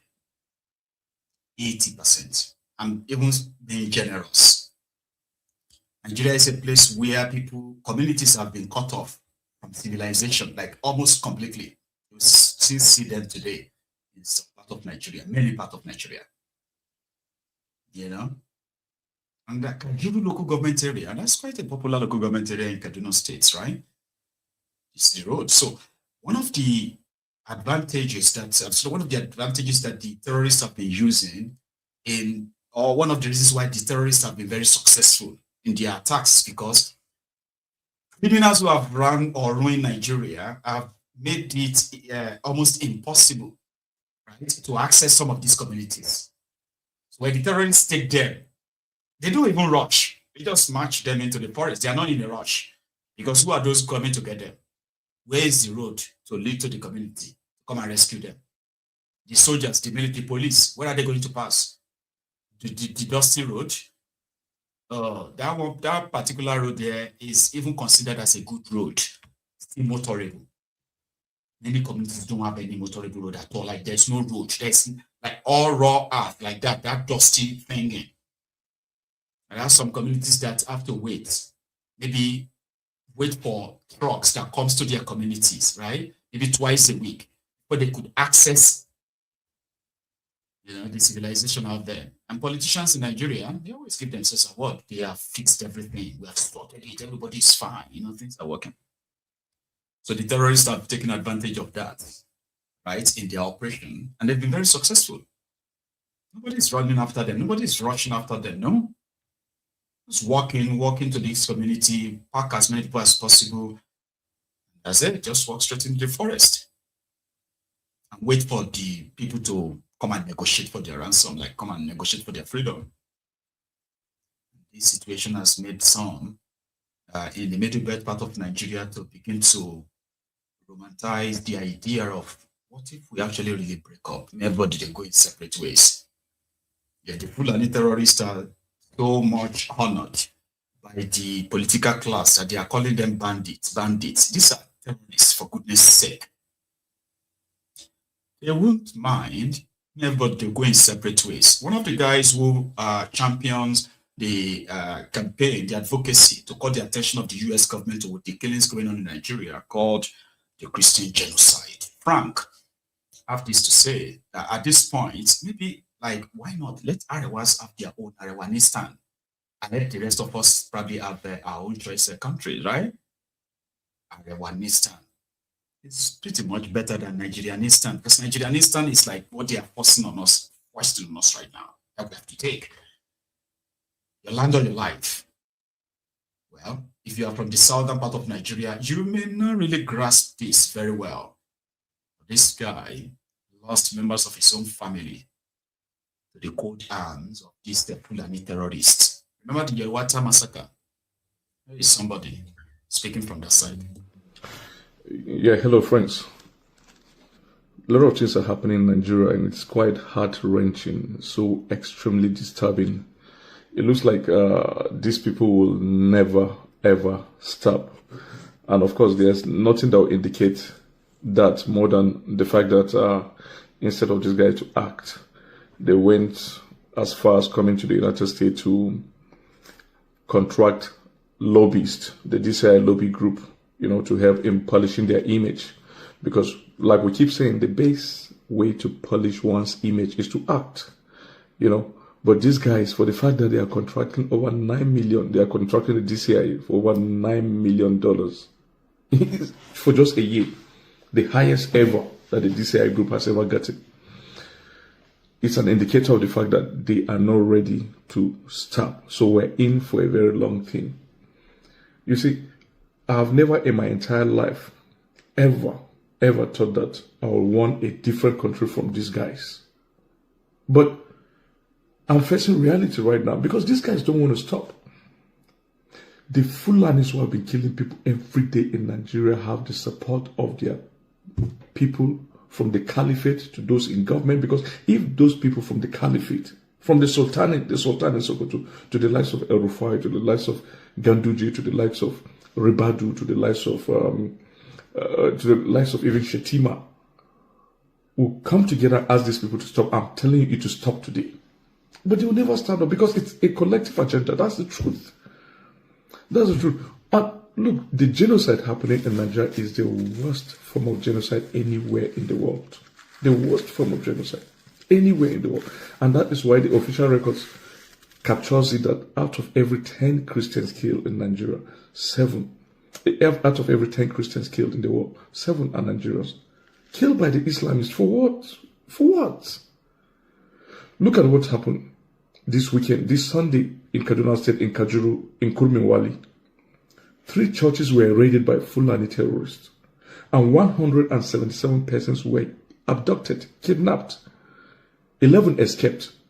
And right now, the Fulani terrorists are with the abductees in the forest, the Christian abductees, straight from the church. The government of Kaduna denied, the police denied, and the chairman of the local government denied. You see, these people are so wise and so strategic, like I keep saying, to plant people within our midst. Like the chairman is a Christian, but he was denying what happened to his own people. So these people, these Fulani Islamists, have planted people all over, our own brethren. If you come to Benue State, from the state government level to the local government, they've infiltrated, they've planted so much people. Plateau State the same, Nasarawa State the same, Kaduna the same. And that goes to show you the agenda that has been there. And for any agenda to succeed, there must be moles. So they've had so much moles. You know, for some of us, we're not surprised because even Judas, even amongst the 12, there was a Judas. So imagine amongst 1 million, how many Judases we will have. On the flip side, just imagine what happened in Kajuru this Sunday. Let's imagine that it was a mosque. Sunday service in Christendom is like Jumat, the Jumat mosque on Friday for the Muslims. So just imagine that a Jumat mosque was going on, and then a Christian militia group, like the Biro militia group or a Tiv militia group, operating in, let's say, Kano or Bauchi or Jigawa, goes to these 3 mosques and abduct people during Jumat. Just imagine. The Islamists who will call this the worst genocide ever recorded in the history of mankind. And they'll start burning everywhere. So we've been so tolerant. You see, people like, I know how many Muslims friends I've lost because they say, oh, fam, we thought you are not like this. I've never been like this, but I've been on the defensive. I've seen my community become destroyed. I've seen people I grew up with completely being killed for nothing in their own land. Fulani do not belong to Benue State, for instance. So there's no justification you coming to communities and killing people and then you begin to say it was cattle grazing. Cattle grazing how? We regulated cattle grazing. You refuse to abide by it. You say you want Sharia. In Nigeria, look, we are a secular state. I keep mentioning this example that Senegal is 95% Muslim. But there's no Sharia. We just watched what happened in Morocco recently, the tournament, the AFCON. You could see Moroccan ladies in the stadium with their hair free. That is a free society. Religion should be private. Hijab does not originate from Islam. It started right from the Jewish period up to Christianity. But, you know, they feel that Christian ladies do not are wayward. No, it's because the religion allows liberty. And so it feels that, look, if you can adhere to what Christ has preached, good and fine. And so it leaves you at your own liberty. If not, the lives of hijab covering does not emanate from Islam. It's a traditional, Jewish tradition up to Christianity. And that is why the Reverend Sisters, you know, they still cover themselves. But we are a religion that allows liberty, knowing that it's between you and your God. That is how religion should be. You don't force religion on people. And by the way, there is no nation on the surface of the earth practicing Sharia that is a model nation. Not Afghanistan, not Iran. Iran said they are an Islamic republic and they want to spread Islam all around the world. Sharia must go all around the world. They want to stage a jihad.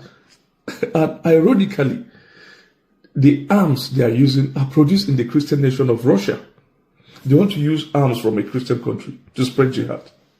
They go as far as an atheist nation, a nation that does not believe in God, atheist nation of North Korea, to develop her nuclear capabilities. And they go to a Buddhist nation and a Tao nation of China to get their air defense system and missiles. So can you see the hypocrisy? You want to use the technology of the Catholic to kill the Catholic to spread Islam. Who does that? Why can't you not allow people practice their religion in peace? The first 10 most peaceful nations in the world, there's no Islamic country in it. The first 10 most peaceful country in the world, Google them. The first 10 happiest nation in the world does not have any of these guys in it. The first 10 richest nation with the highest GDPs in the world, they're all Christian majority countries, with the exception of China and Japan, which has Buddhist and Tao. So what are we saying? Why can't we allow people just be on their own? You see, you want to bring Sharia in Nigeria, and then when other parts say, okay, you can have your Sharia, let's cut off. They begin to, the Sultan, I saw a video of them going around preaching unity of Nigeria, oneness of Nigeria. But you are insisting you want to practice Sharia. Why can't you allow other people who want to go? You can practice your Sharia when you cut off yourself and name yourself Republic of Arewastan, like Pakistan or Afghanistan. But you want to practice Sharia in our own land that is a secular country. In our own land. And when people say they want to go, you begin to go up and down preaching this. And then, look, the world is modern. The fact that you destroy other people in the past is not possible now. It's not possible. And that is why, even sometimes I look at some of this, the Fulanis have never won any war anywhere, especially in modern times. The fact that they come in the depth of the night and kill women and children and doesn't mean they are powerful. If they are powerful, let's stand face to face, and they'll see the might of these other tribes that they've been killing.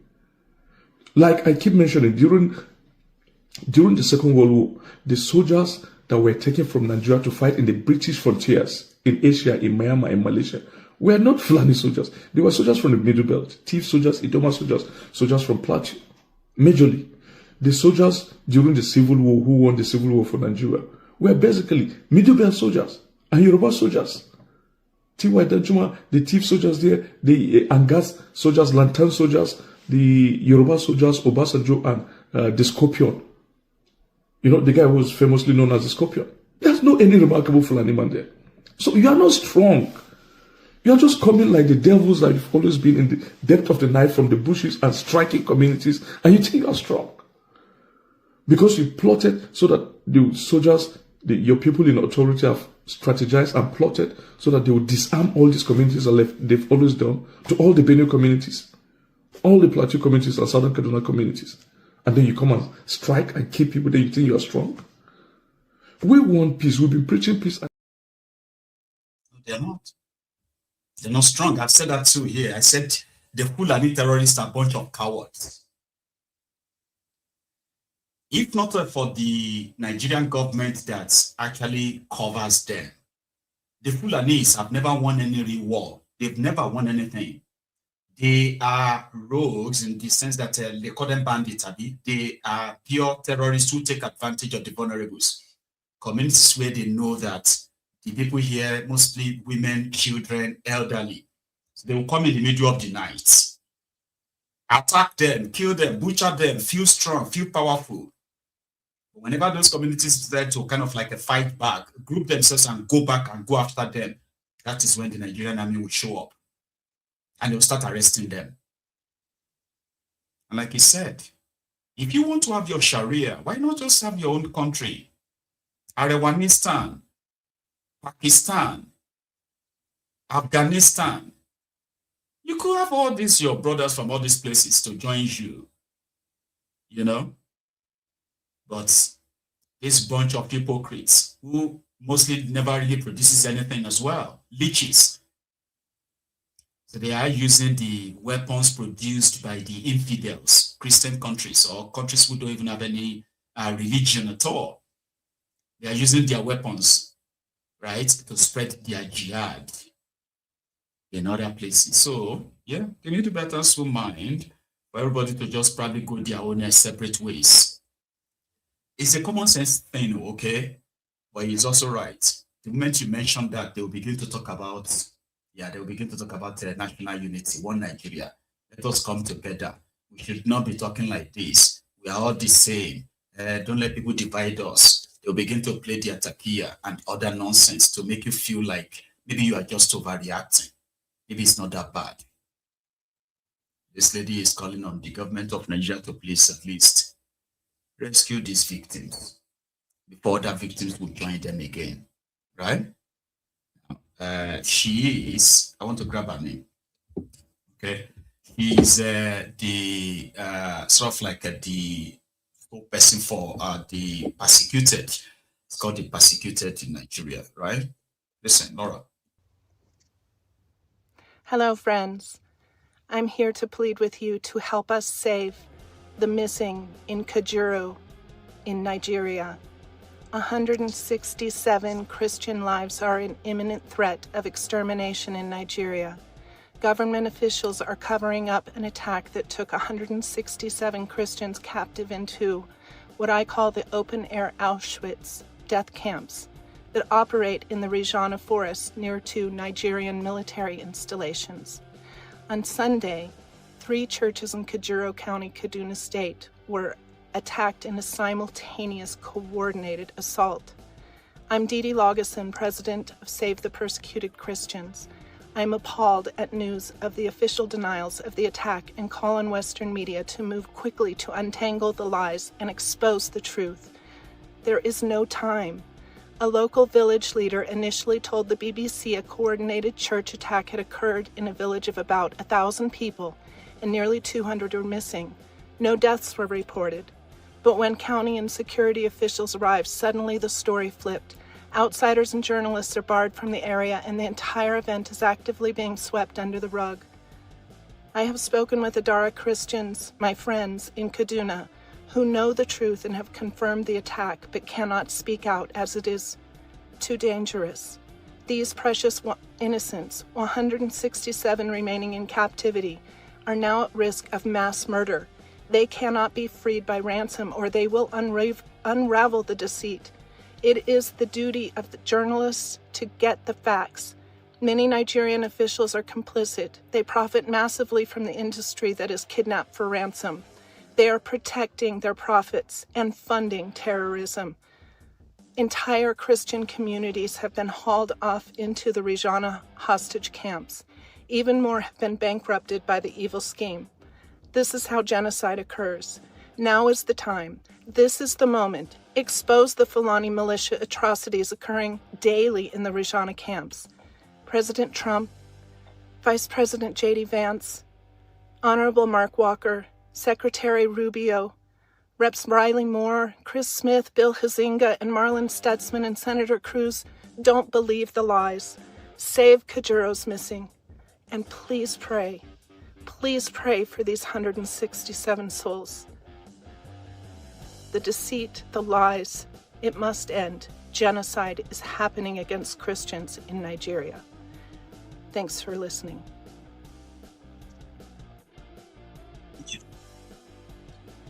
This afternoon,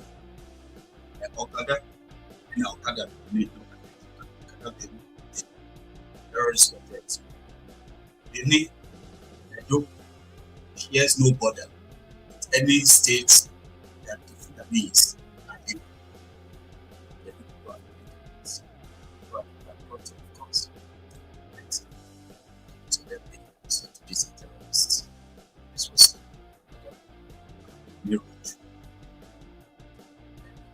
I'm a kidnapper for broad daylight. Kidnapper and all you just a shoot here. See, they don't even keep person for themselves. We don't know who they key. Now they hear they see gone. We don't know who they key. They don't keep person for ground.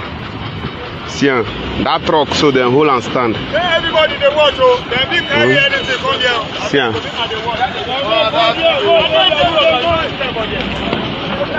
they don't shoot person. No.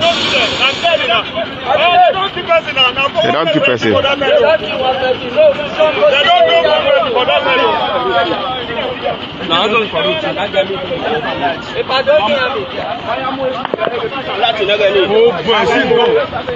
They just shoot gun anyhow. Nobody they safe for this country again. No.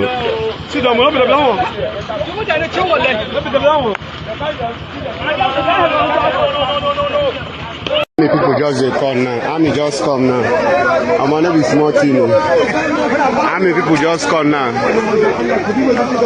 Army just come now. When I say army don't come. All those boys then they mean no. Then see they shoot. Army just come now. May God help us. Now those people who don't collect bullets for granted, now would they pity. Now how they go take go save them now? See, see Hunter self they dodge your head. See Hunter they dodge your head. Hunter they dodge your head.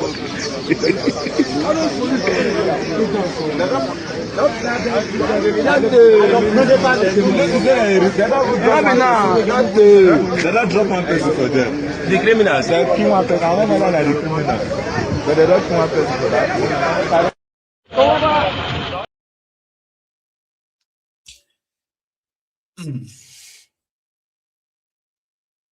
You just don't know when it is going to be your own turn. I mean, you're not going to say because of this insecurity, you are still not going to go out there to hustle, right? People still, millions, by the way, still plies the roads every day, making them the potential victims for these kidnappers across the country. How is this even normal? Can be. Yeah. Well, maybe not to the Ronukus. Then it is a fair game. As long as they wake up every morning and Tinubu is still very much your president, everything else is just noise to them.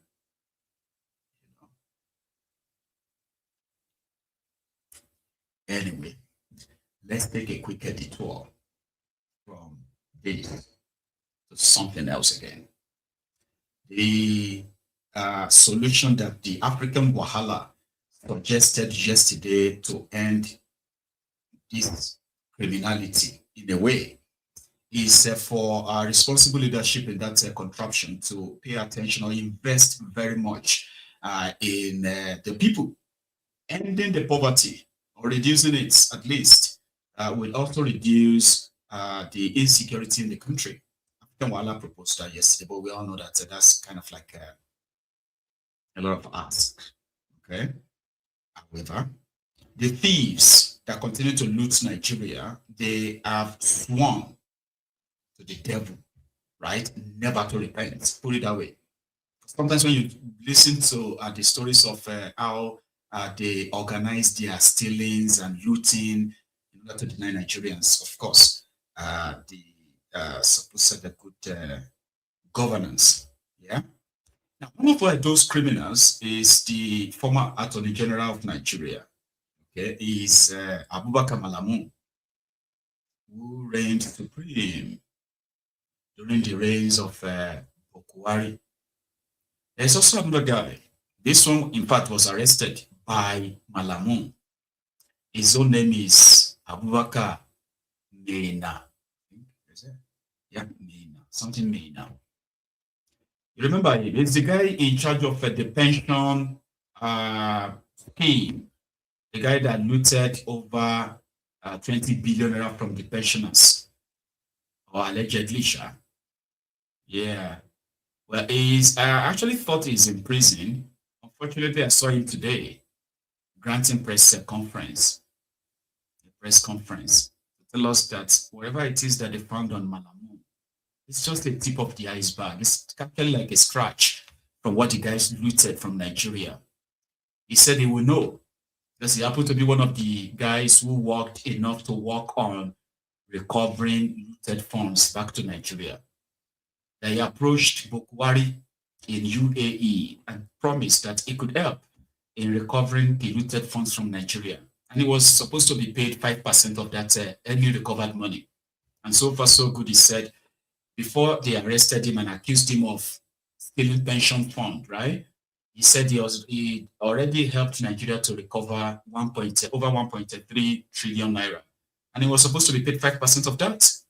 In order not to pay him, right, Malamu decided to get him arrested and charged him for corruption, like corruption. I don't believe him. I just thought that it's good when they come out like this to tell us sometimes what we already knew. Malami allegedly stole a lot of funds. What government has seen so far is not even one quarter. Because my speciality is the recovery of public funds. I trace funds wherever they are, and that is why they've been after me. We can recover these funds from Malawi. They are more than what has been seen. What is 217 billion properties? Yes, the government is doing the right thing. The government is doing the right thing because if we don't start there must be accountability, transparency, and the rule of law, which is what I see this government is actually doing, as against what the last administration has been doing. Because all these things happened during the last administration.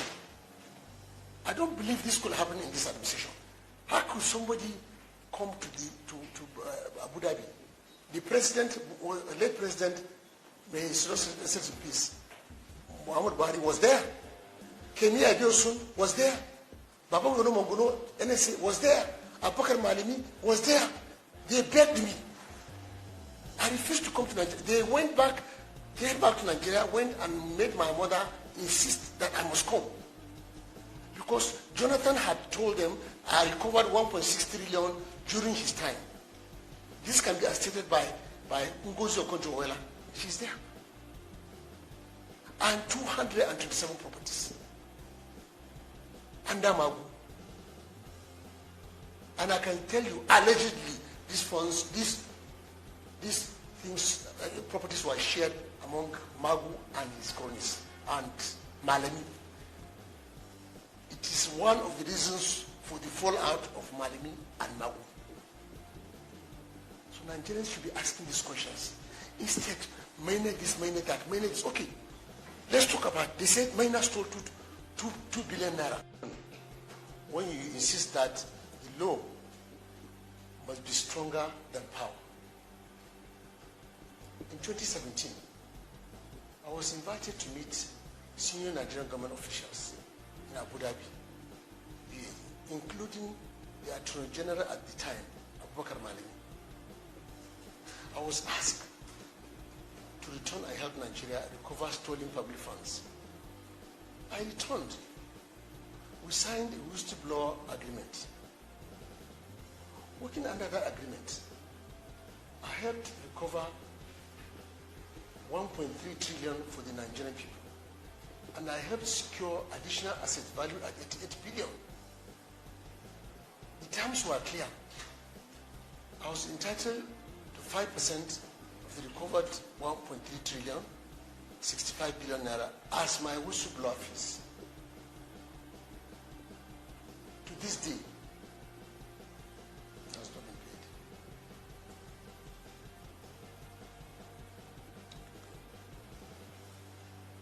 Instead, I was asked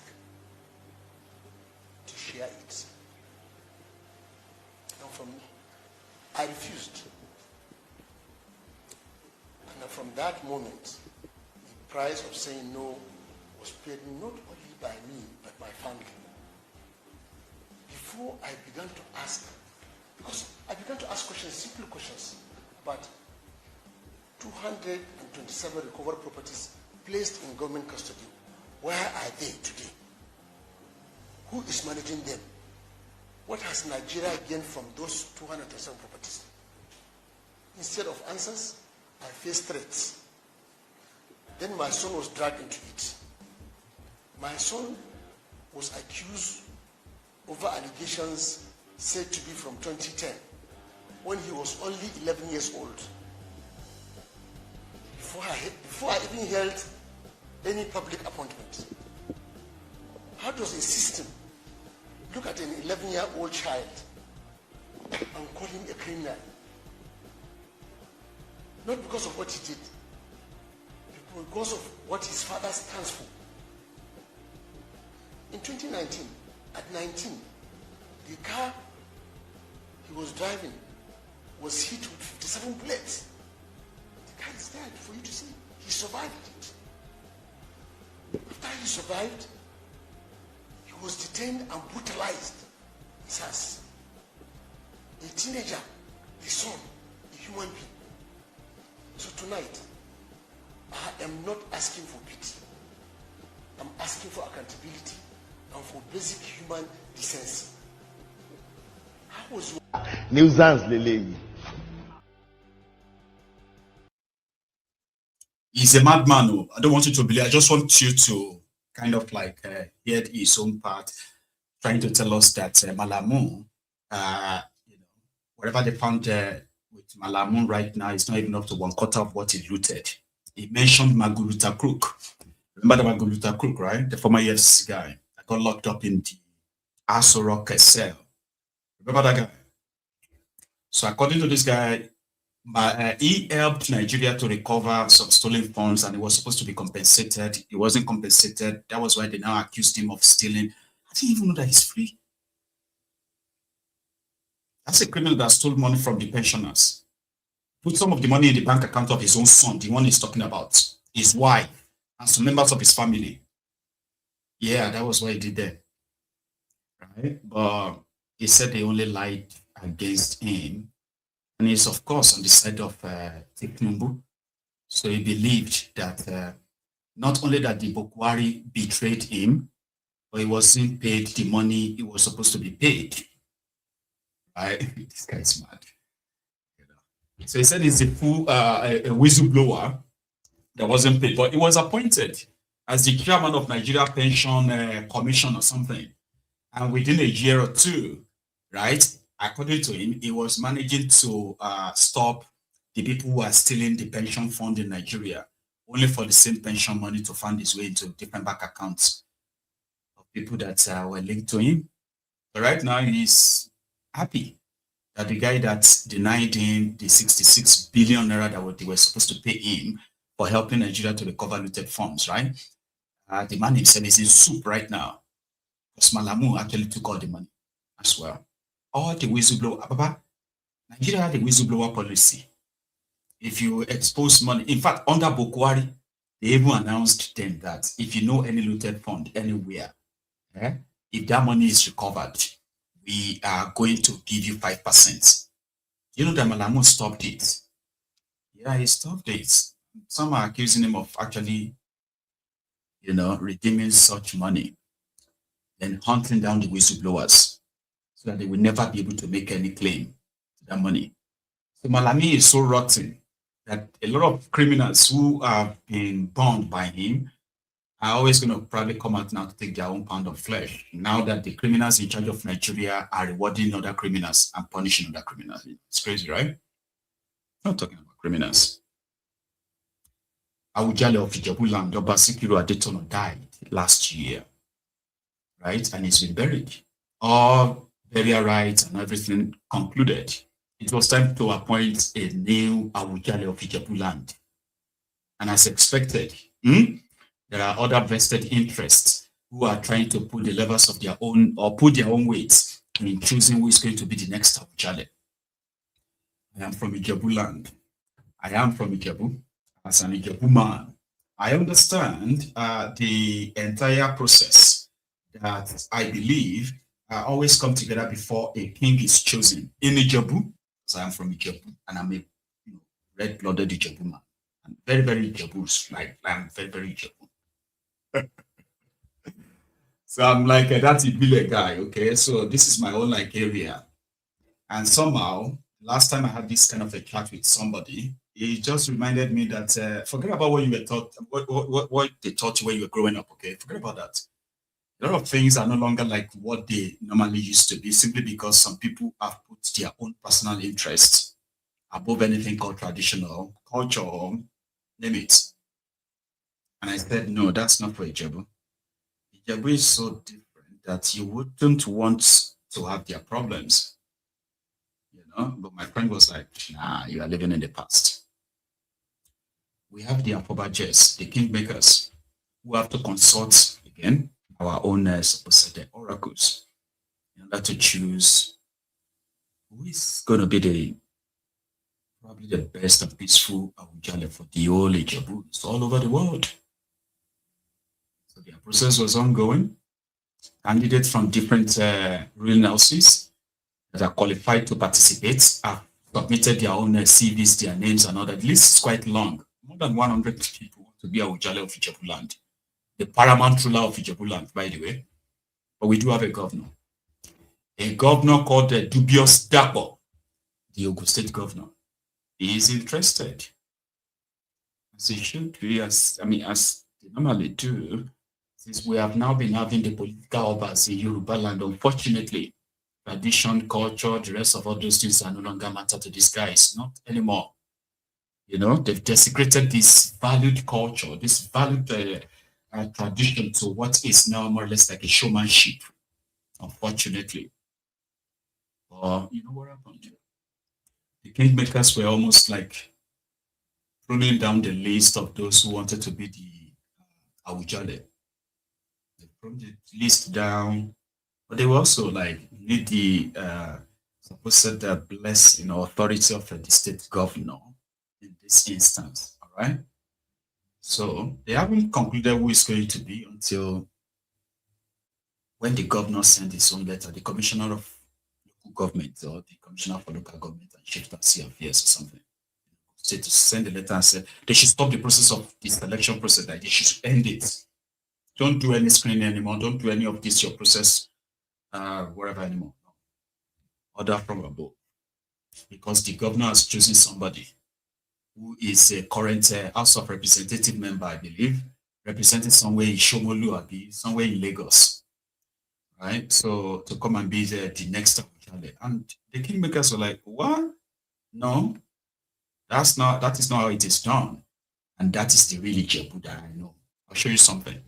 So immediately they were supposed to have this other screening for these candidates. And the state government said they should stop all screening henceforth. There shouldn't be any anymore. But why? Because because they've chosen one, order from above. Which above? From Tinubu to come and choose a king for us in Ijebu. But are you being serious? So that's it. No, that's not it. It's not going to happen. Now it is like the dagger down, like the battle line is now drawn, because the Ijebu kingmakers from Ijebu, they have concluded that they would rather not have an Awujale when the dubious Dapo is still governor. If he believes that he's going to have his way, then there will be no Awujale in Ijebu land while he is governor. And if he's so powerful and weighty, why can't he just go and make kind of like give them a king in Ekweru, where he comes from? That's where the governor comes from. He's from Ekweru. They have been at loggerheads in Ekweru that even the dubious Dapo himself, a company that's not born in Papa well, to tell them in Ekweru who is to become the Alakweru of Ekweru. He can even choose that. Now you want to choose Awujale of Ijebu land by imposition? That's going to be interesting. It's not impossible. In Lagos, it's only the Ababa and the governor. He Tony people want to see. Tony people say no. You don't know my more about food. You get away my more about food. No father comment on it. What is it?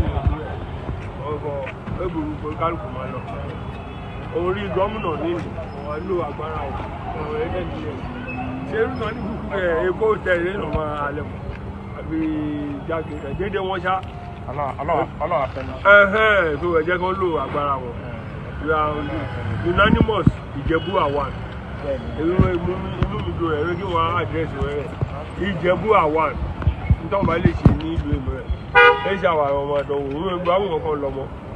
So the answer, ọwọ́ rẹ̀ wá láti overseas yìí kọ́ pain ni ó pain ni dédé ẹ̀rọ wa ẹ̀wọ́n ti àdúgbò adá Lagos Ìbàdàn north you can within some few hours wọ́n dé Ìjẹ̀bú-Òde ṣùgbọ́n look at those who came from all the way from buy ticket to close to 12 million. I came all the way from London. This man is from London. Just for today. So now that is the government directive. Okay. They will write us with the they are going to write us our Olori Ebis. So we are waiting for their letters. Okay. Once the local government serve us the letter, we shall reply appropriately. That is in our one money and the time for it. So Olori Ebi ilẹ̀ fẹ́ ká ṣe ń sìn ká máa lọ́lé. Mo gbogbo sùúrù láti ń gbé bọ̀ láti yọ ẹ̀.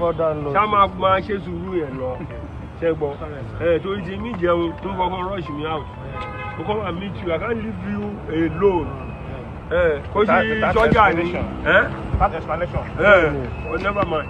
Kó sọ́jà ni èmi máa lead ẹ̀ máa jẹ́ kó yìnbọn ẹlẹ́rọ̀ mi. So mo dúró tì wẹ̀ ẹ má bínú. This man is from US. I think another one from US. I have about 2 or 3 who are from US. Look at the fee for Kenny. You are from London. Yes, sir. I want to call you long walk. I want to call you. Hello, only one moto. A long war moto. Oh, Ijebu. Ọmọ wa ní Ijebu yẹn ní year yìí o. Gbàgbé o. So what happened there was that they are aware, they are very much aware of the power kind of like flexing that the governor would kind of pull. They are ready for him too. I've seen this before. It's such a shame, Sha. You will be the one to now kind of like impose your friends, your political friends, to go and become a Awujale of Ijebu land. Yomo. Before one issue, Koni Obati She, Koni Osherun Roni Oshiri, Ujure Arun Ranu Conreri. However, the people of Ikweru who have actually told him that they're not born in Papa well, Now, dubious Dakwa is not interested in choosing the king for his own town. The Alakperu of Ikperu, he's not got that balls. They told him that they will kill him. That he can use all this governorship, whatever thing to protect himself for now, right? But he's not going to have that forever. So they will kill him. So right now he's staying away from his own town, only to come and disrupt the Jebus. Like, okay, anyway. That feels different, right? Kind of like a hit them differently. So when you see all this desecration of all these supposed institutions, and just feel like there's nothing that actually really that can escape from their ruins and destruction. But we'll see how far that goes anyway. So let's leave Ijebu and quickly go a little bit further south. Yeah, I want to go to Port Harcourt. We have been waiting for the supposed chief judge of Rivers State to announce that he will be convening, he will be setting up the panel to investigate the gross misconduct against Fubara. Somehow, shockingly, today, the chief judge responded and said, no, I can't set up any panel. Why? Then he cited some court judgment or court order that told him that he must never even accept the letter from the speaker. Okay? Talkless of him setting up a panel to remove Fubara as governor of Rivers State. As the panel that's going to investigate the impeachment allegation against Fubara. So right now, the chief judge has said, no, he cited the two cases, including the one that has been instituted by Amawile himself. You see, when Fubara went to court to stop the impeachment, right, he got an ex parte order. An ex parte order is just a few days, though, and it will be lifted. So Amawile has now sort of like appealed that. So meaning they are both in court. Until the conclusion of what's going on in court, the chief judge can't do anything. That's his own position. Right? So say Fubara has bought another extra few weeks. All of this can change overnight. Don't bank on it, okay? Here is what someone has to say. The House of Assembly is seeking to bring to the fore Section 188 of the 1999 Constitution, which outlines the procedures for impeaching a state governor. And they had written to the chief judge to actually constitute this panel, and from there the panel will have to sit for 3 months. It has 3 months, but it mustn't sit for 3 months for it to conclude, and of course it will have to hear from all parties. But there's one process that I keep saying that had been challenging if indeed that process was not skipped in this process, because we have to be rational and not emotional about this. Now if you read Section 188, it clearly states that once the Speaker of the State House of Assembly receives a notice and eventually he looks at it and he thinks it's okay and he admits the notice, then he writes to the governor, and maybe in this instance the deputy governor, and then the governor and deputy governor, having received officially this document, will have to write back, attending to all the issues, allegations raised against him and maybe the deputy governor, and from there the document received back, or the feedback received from the governor and the deputy, or the governor alone, whichever, will then have to be circulated back to the House of Assembly members, and if they are okay with the reply, it ends there. And if they are not okay with the reply, then this other process will come in place. And that's where a lot of people are saying that it looks like, number one, the governor did not acknowledge receiving it, and number two, there's no reply from the governor back. So has that been skipped, or is he okay? And then why did the speaker then jump directly to writing the, chief judge? And the chief judge, having looked at this, took a rational decision. And we still have men of integrity in this country, but don't forget that's also a state that could easily be manipulated by political players, because that's what Nyesom Wike has been accusing Governor Fubara of doing too, because he appoints the chief judge, and in this instance there's a tendency for him to actually have an overbearing influence. But in this instance, whatever action was taken by the chief judge, through what's called lis pendens, that's to inform the speaker and his members that there still is subsisting court order is actually the right thing to do, of course. No doubt. The presidency where Dani Bulaba, you remember Dani Bulaba? So he was also on the channels this morning called Breakfast Show or something, right? So he was there to say the body of the guys in APs, I'm sorry, in their presidency in Abuja is that Fubara should be left alone. And saying that simply means that with a wiki is not really being supported by the rest of them in that their presidency, you say. Now here is what Dani Bulaba had to say. Nigeria's presidency is finally speaking up on the political crisis in Rivers State, affirming its support for the governor, Siminalayi Fubara, as the leader of the APC in the state. Speaking on Channels Television's current affairs program, Hard Copy, the special advisor to the president on policy communication, Daniel Buwala, says that Mr. Nyesom Wike has been instrumental in Tinubu administration. However, he stressed the fact that Mr. Wike is not a member of the president's party, the APC, and notes that the Rivers State governor must be allowed to work. I agree with the point highlighted by the national chairman that in Rivers State, Governor Fubara is the leader of APC party in Rivers State. Now, you made mention of Wike. Wike is not a member of APC, so he can't speak for APC. I don't know whether you get the point. He may be the leader of PDP in Rivers State because he was a former governor and they don't have a governor at the moment. But in APC, the leader of the party in Rivers State is Governor Fubara. The president believes in the rule of law and a rule-based practice, right?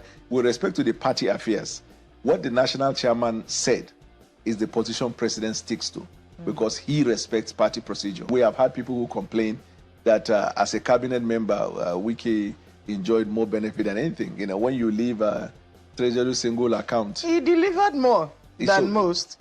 If they are given the resources that he has and unfettered access, they will do more. So Wike has been adequately compensated. You see, the president believes in compensating people. Compensating people not at the expense of the interests of Nigeria. You have to understand President Bola Tinubu. He will give you latitude.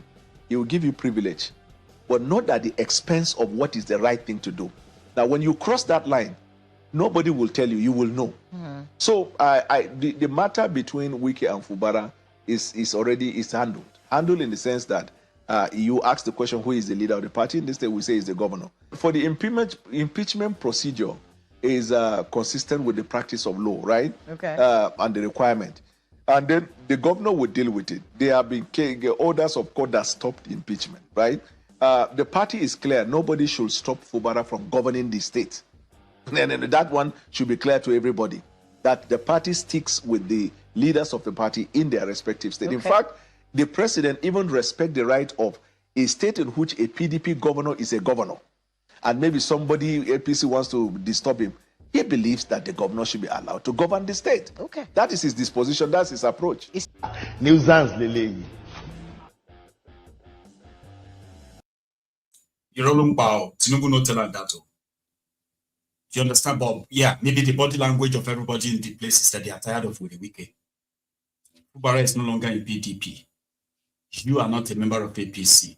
You and your Rainbow Coalition have been a Rainbow Party that you are doing in River State. It's just the figment of his own imagination. At the point, they will actually have to tell him.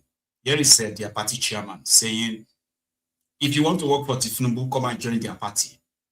All this idea of you are supporting Tinubu or you are somewhere else, it's not going to fly again because they will no longer give their appointment to anybody who is not a member of their party.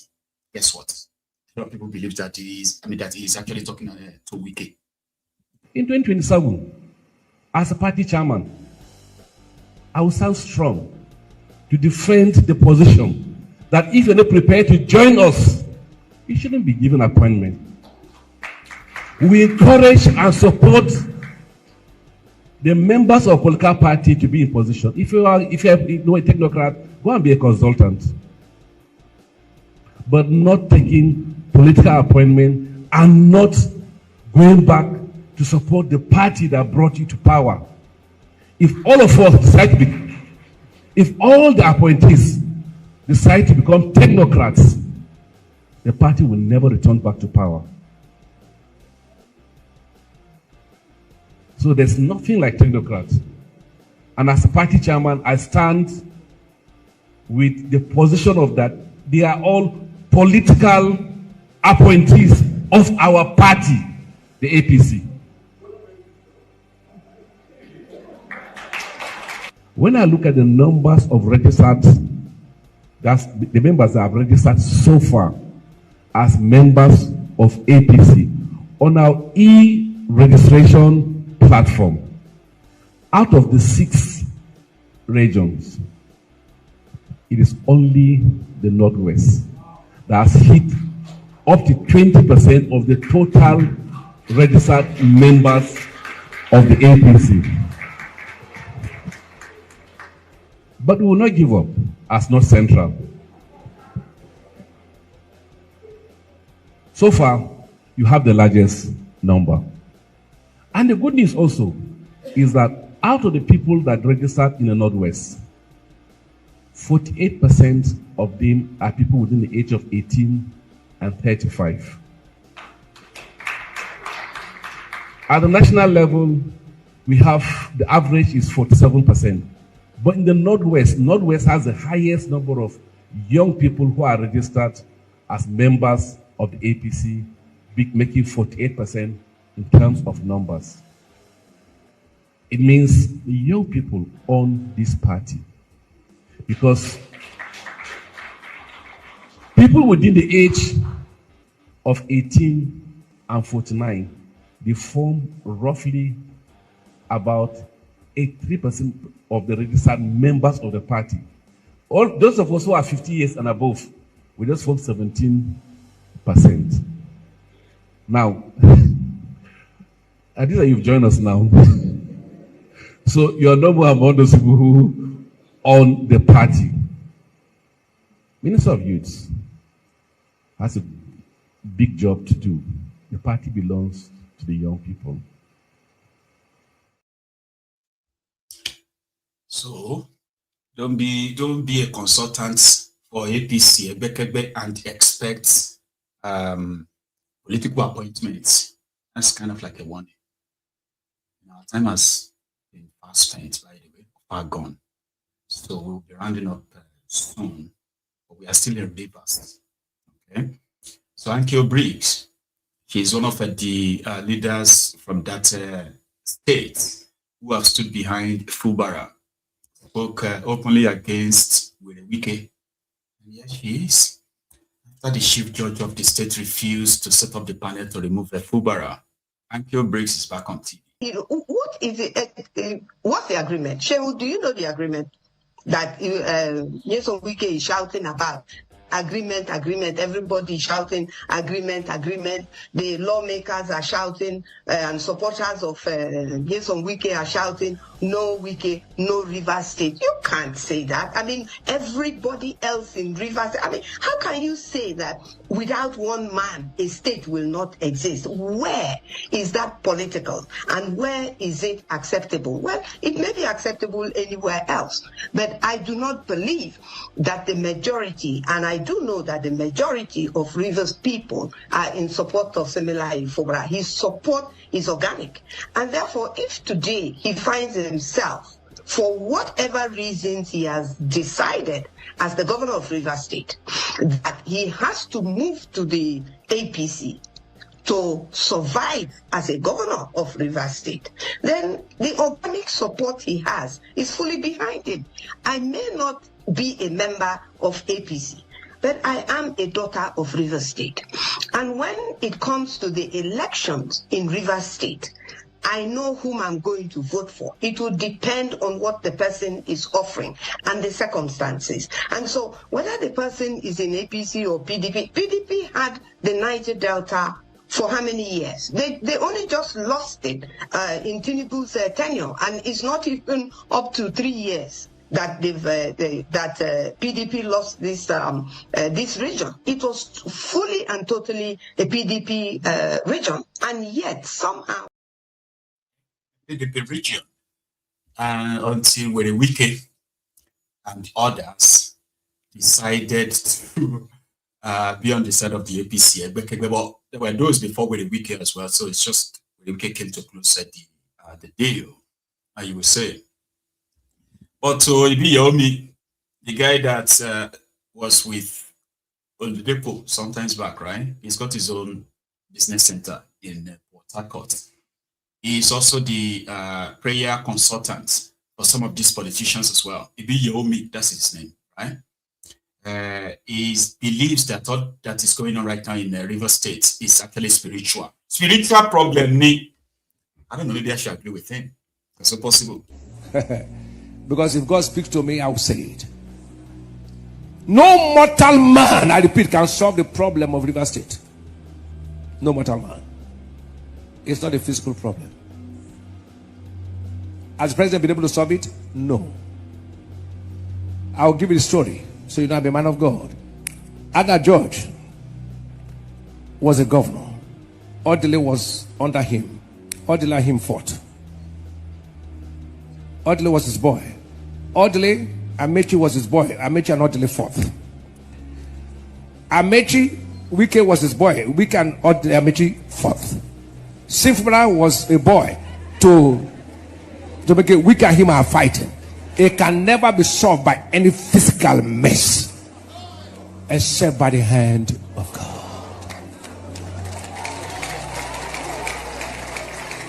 There is no physical mess because it's not a physical problem. Even if sin picks somebody today, the person will fight him. It's a spiritual problem. But I stand in my office today and I declare that curse broken in the name of Jesus.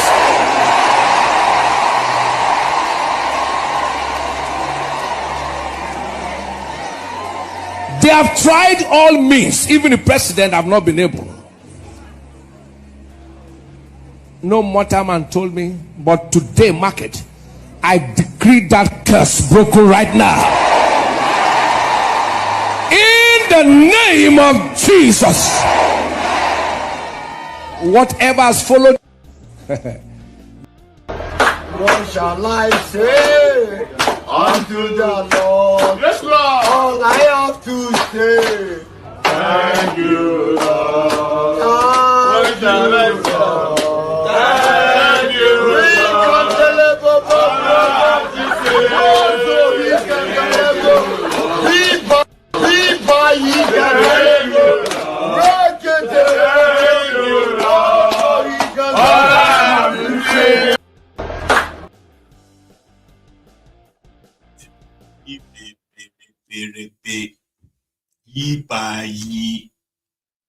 like that. I'm actually going to get some speaking in tongue maybe tutorials, right? We'll leave that one, okay? And please tell me, this video you're about to watch, I'm going to need your help. I've been struggling with it all day. Shettima was at the economic, what's it called that thing again? The WEF, World Economic Forum, right? In Davos, in Switzerland. And he's addressing, I don't know, but maybe you can help me. He's talking about Nigeria. And he's talking about, I don't know. But you need to listen. I'll come back to it. Nigeria is big. And there is an incestuous relationship between economy and ecology in the Sahelian zone. And in the north of Nigeria, we are facing problems. That is Maiduguri, Elon Musk, the rocket man from Maiduguri. Let's go back to it. Nigeria is big. And there is an incestuous relationship between economy and ecology in the Sahelian zone. And in the north of Nigeria, we are facing problems of desertification, deforestation, and drought. In the riverine areas in the southern part of the country, And in the North Central, we have issues of flooding. So what are the solutions? We have to look for drought-resistant, drought-tolerant, and early maturing varieties of rice, sorghum, millet. And for the southern part of the country, the riverine communities, we have to look for food systems that are flood-resistant rice and cassava that can do well in that part of the world. And secondly, and most importantly, we have to do with security challenge areas. And these are largely the food basket of our nation. So the government is making efforts towards forming food security corridors and community-based security engagement to allow our people to go back and till the soil. And there is a new program being conceived and executed by the government. And that has to do with Back to the Farm initiative, so that our displaced people can be supplied with inputs, with insurance, with capital, to go back for food production purposes. The third challenge, which we have a specific solution, is the issue of our import dependence and forex volatility, which has a direct impact on inflationary trends in the country. We largely import wheat, sugar, we import dairy products, and I believe efforts are being made to accelerate the production of most of these crops. And we are also using local substitutes like sorghum, like millet, cassava to flour, all in an effort to address all those imbalances. Then the issue of input security. Inputs such as fertilizer, improved seeds, because the whole mantra is on increase in yield. As I have always said, entrepreneurial capitalism is embedded in the very psyche of the average Nigerian.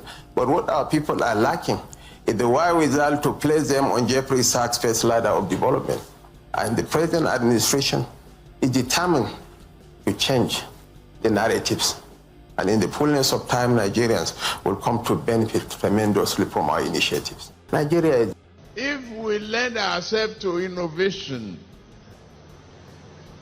we can create wonders. Here is a successful, again, a town hall, different from Blue Bulaba. I'm move past you. You know I'm reach me, guy. I swear to God, that talk. I'm move past you. I'm move past you, again. I'm move past you. Ask anybody. See, you go argue this thing, but I swear to God, I'm move past you. You don't see where they move before. Me, again, I'm move past. Tinubu àti Ambali, ìkọ̀gbé kan bí òwúṣàgò, you know. Forget about his intonation or whatever. No. I'm talking about what he is talking about, the jargons he's talking about. Because none of that actually exists. But he's the rocket man, the Maiduguri Elon Musk. He'll start telling you that we should probably be preparing, Nigeria should be preparing to fly to moon. Instead of us to be flying to the moon, you are talking about restructuring. You are restructuring my put. And the way that if anything should happen to call you, now your president Bidato, you have to deal with it. That's one thing about Nigeria. You understand? It's a country that is led by clowns and criminals, and their job, which they have been doing very well, is to keep the rest of us so embarrassed enough that they will say, "Are you not from Nigeria?" No, I'm not from Nigeria. I'm from Djibouti. What? Yes, now you heard me right. I'm not in Nigeria. I'm an Ijebu man. But Ijebu is in Nigeria now. No. So, where are you from? Go. So I'm from Enugu. They say, but Enugu is in Nigeria now. I say, no, it's Biafra. And these kind of people, they go make you deny, say you're from Nigeria. Trust me. Because they will just be like, God damn it, man. We thought these Nigerians are like bright, brilliant people. What happened? I say, well, it's a long story. Right now, I'm not from Nigeria. And then, bunch of clowns in charge of the destiny of millions of people. You know? Your mandates, they shall fight. And the speaker of your mandate, we shall stand.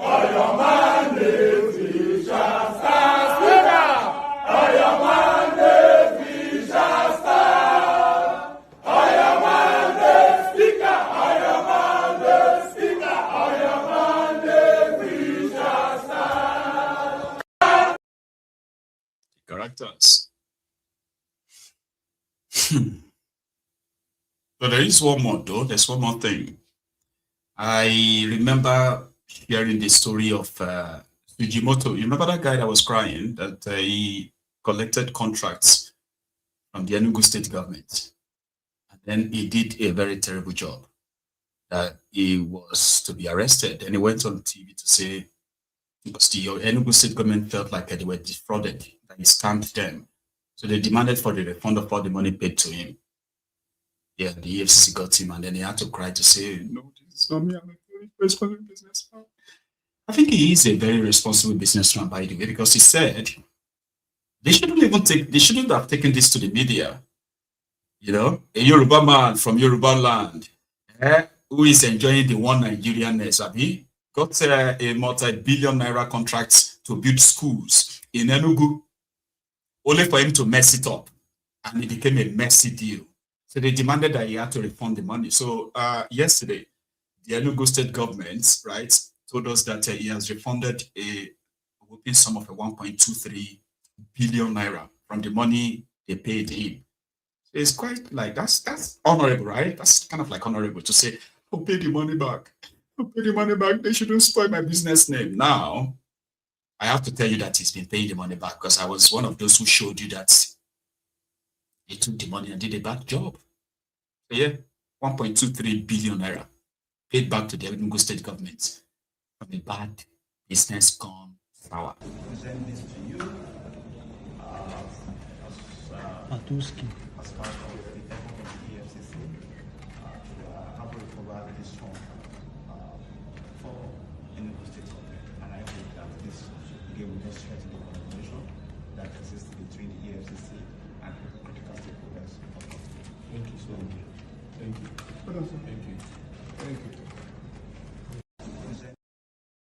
So his own lawyers went there to go and return the money. I don't know if that is all of the money, though. That's a kind of like a very good thing to do. Say, well, I mean, people take government money, they loot the money, then boom, nothing happens. So he's a businessman, and according to him, he's been building his business for years. So they wouldn't want to tarnish all of that on this government job.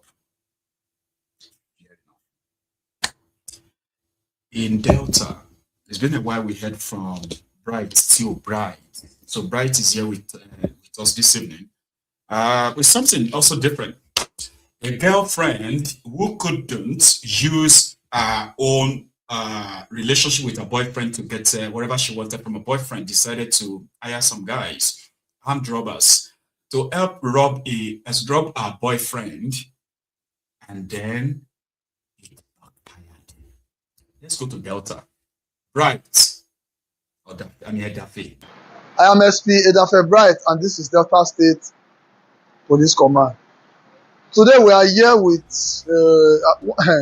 I think it's a once in a while kind of crime. It's very sad that we are getting to this level where you will not even know whom to trust. We have a young man who has been dating this 24-year-old lady for about 2 years now, according to him. Though she said she has known him since 2021. That is what she said. Now, they broke up. After a while, they came back together, and they started dating again. In fact, I think they were intimate just December last month here. Lo and behold, she, like in connivance with her friend, went to one of the black spots we have in Warri, trying to locate any of the bad guys. They now told them that, please, I want you to help me and rob my boyfriend. I'm not sure if she told them he was her boyfriend, but unfortunately for her, the person she met happened to be the leader of that community, who has been helping the police to ensure that these bad guys are flushed out of the community. Unfortunately for her also, he happened to know the guy because they asked for the guy's picture. Upon bringing the picture, it happened to be someone he knew. He quickly contacted him, say, look, somebody has come to us so that we should come and rob you. The person did not know that I'm the leader of this community. The boyfriend now say, okay, please just play along. So they played along. They told her that the money they will need to buy tools is around 65,000 naira. She transferred 50, she paid 50,000 naira to a POS and gave them a cash of 15,000 naira, making it 65,000 naira. They played along. She actually took them to the estate where the boyfriend lives, showed them the house of the boyfriend. It was when they were coming back from the estate, that was when the boyfriend alerted the security of the estate and they were all arrested. That was the point she opened up. With time, we will know why she did it. So, my friend, tell me, what's your name? Jessica Anthony. Jessica, you go open your mouth. Jessica Anthony. How old are you? 24. 24. Are you in school? No, sir. Where did you stop in school? Secondary school. Secondary school. Where are your parents? They are in Warri. Both of them are still alive? Just my mom. Okay, your dad is no more? Yes, sir. All right. This is your boyfriend that you decided to set up. Please, what was your reason? I don't need long story. What was your motive for doing it? Because I needed money for my sister's hospital bill. You needed money for your sister's hospital bill? Yes, sir. And you feel the best way to go about it is by robbing your boyfriend? You said you needed about 7 million. Yes, sir. Does your boyfriend have 7 million naira in the house? It's a yes or no question. No, sir. Okay, so why did you ask those bad guys to go there? To collect his gold. His gold? How many gold does he have? Two. Two, okay. And you believe if they had succeeded in stealing the gold, they would have sold it and give you the money? Yes, sir. All right, so who took you to the place where these bad guys are? My friend. Is she the one standing close to you? Yes, sir. What's her name? Ada. Ada, how long have you known Ada? Since 2023. 2023. So I want to assume that you just got to meet her now. All right. So now we'll see the kind of situation we are. Somebody she has dated for 2 years. Somebody she even had intimate relationship with just December here. She had the mind to contact boys to go and rob him. I asked Kai a very simple question. What if during the process of robbing him, he tried to resist and they stab him and he dies? What would she have done by then? Now, this happens to be one of the gold that she wanted the boys to help her steal. This gold is how much? 4.2 million. This one is 4.2 million. You say you have another one that you quickly relocated. Yes. That one is how much? That is about 8.9 million. Okay, how do you feel that someone you know and someone you are dating can do this to you? I feel so heartbroken because I never expected this from her. All right. Okay, my sister, this thing that you did to your boyfriend, supposing you were in his shoe, you are the one in possession of this gold and he does the same thing to you, how will you feel? I'll feel bad, sir. Oh, you know you will feel bad. So why did you do this to him? Okay, well, I want to let you know that the law does not have the space for emotions. It's very, very wrong, and you know how dangerous what you did is. You're already before us, and very soon you appear before the court. This is a message. Right. He's always going to add that part. This thing that you have done right now, how do you feel? So I feel so bad. If somebody had done that to you, how would you feel? I'll be very sad. Anyway, it doesn't matter. Your emotion doesn't matter. You are going to go before the court, and the court will do its justice to all these things. Then it's going to go ahead and advise the rest of us and say, listen, guys, crime doesn't pay. You know, you cannot. I missed him. Anyway, that was a bride. Still bright. We used to call him that, but some of you are beginning to like him too, right? He's becoming a very good, yeah. Our time is now kind of like, my time is up. They have kind of like stretched it enough. So I hope you enjoyed the conversation this evening though. I was going to share another one with you. It's a very brief one, okay? And which is something that happened today in, Sokoto, the area called the Baidi in Tangaza local government area of Sokoto State. You know what happened? Fulani terrorists saw these people on their farms, right? Or on their way to the farms and all that. And no one thing. They just opened fire and killed them. 7 people. Just like that. It is not like they are attempting to kidnap them or anything. No. They were passing. Terrorists were passing. They opened fire on these innocent people. And they were all buried this afternoon.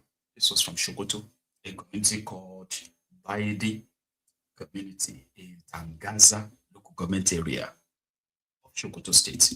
Su ne gawawwakin waɗanda 'yan bindiga suka wa kashin gilla a nan garin Baidi, ƙaramar hukumar mulkin Tangaza. Yanzu haka mun je mun sallace su kamar yadda shari'a musulunci ta tanada. Yau ne 22 ga watan 1 2026. 'Yan bindiga jiya da ba a san ko suwa ne ba suka zo nan ƙaramar hukumar mulkin Tangaza cikin garin Baidi, suka yi ta halbin mutane suna kan mai uwa da wabi, suka kashe mutum 6, suka raunata wasu. Muna roƙon Allah ya ji kan waɗanda aka kashe, waɗanda aka jikata, Allah ka ba su lahiya, mu kuma Allah ya ba mu zaman lahiya ga Tangaza local government jihar Sokoto ga Najeriya baki ɗaya. Su ne gawawwaki. So they will say, may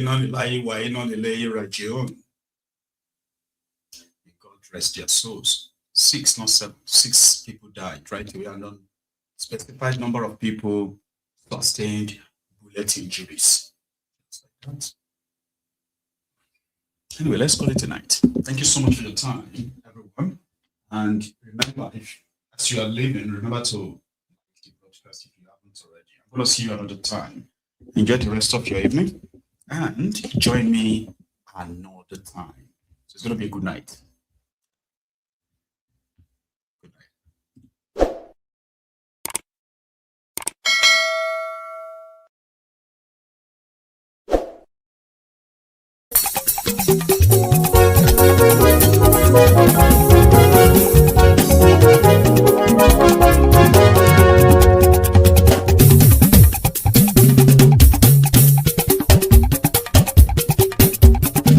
Mayegun làwa mọ̀ làmọ̀ tó dòdòdò.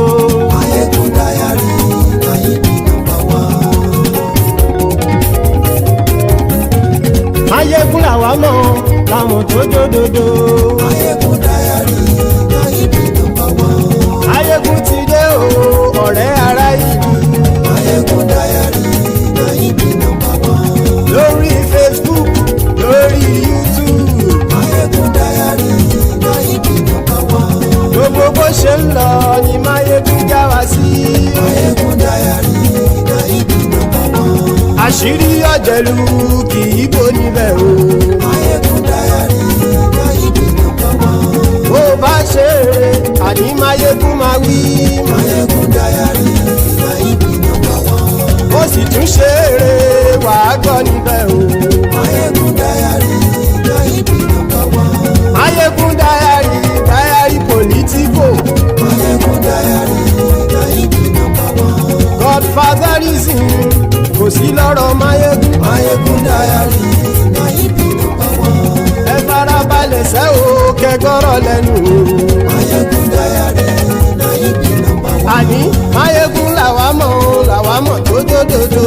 Mayegun Diary, Mayegun number 1.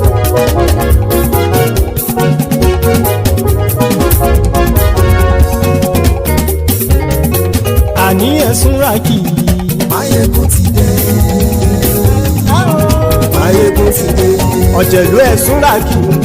Mayegun ti dé. Àní ẹ̀sùn ràkì. Mayegun ti dé. Lórí Facebook. Mayegun ti dé. Àní ẹ̀sùn ràkì. Mayegun ti dé. Lórí YouTube.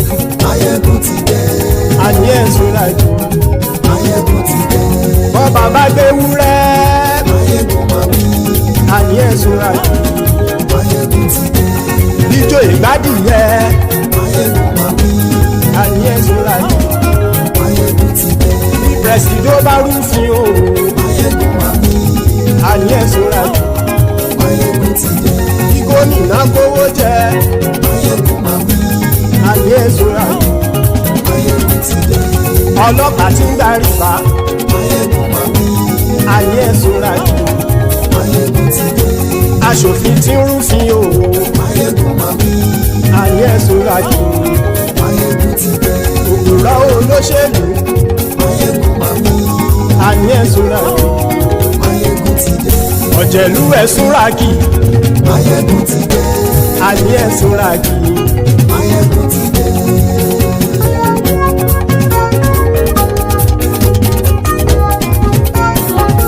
Máyégún ti dé. Gbogbo ọ̀jẹ̀lú ẹ̀ súnra kì.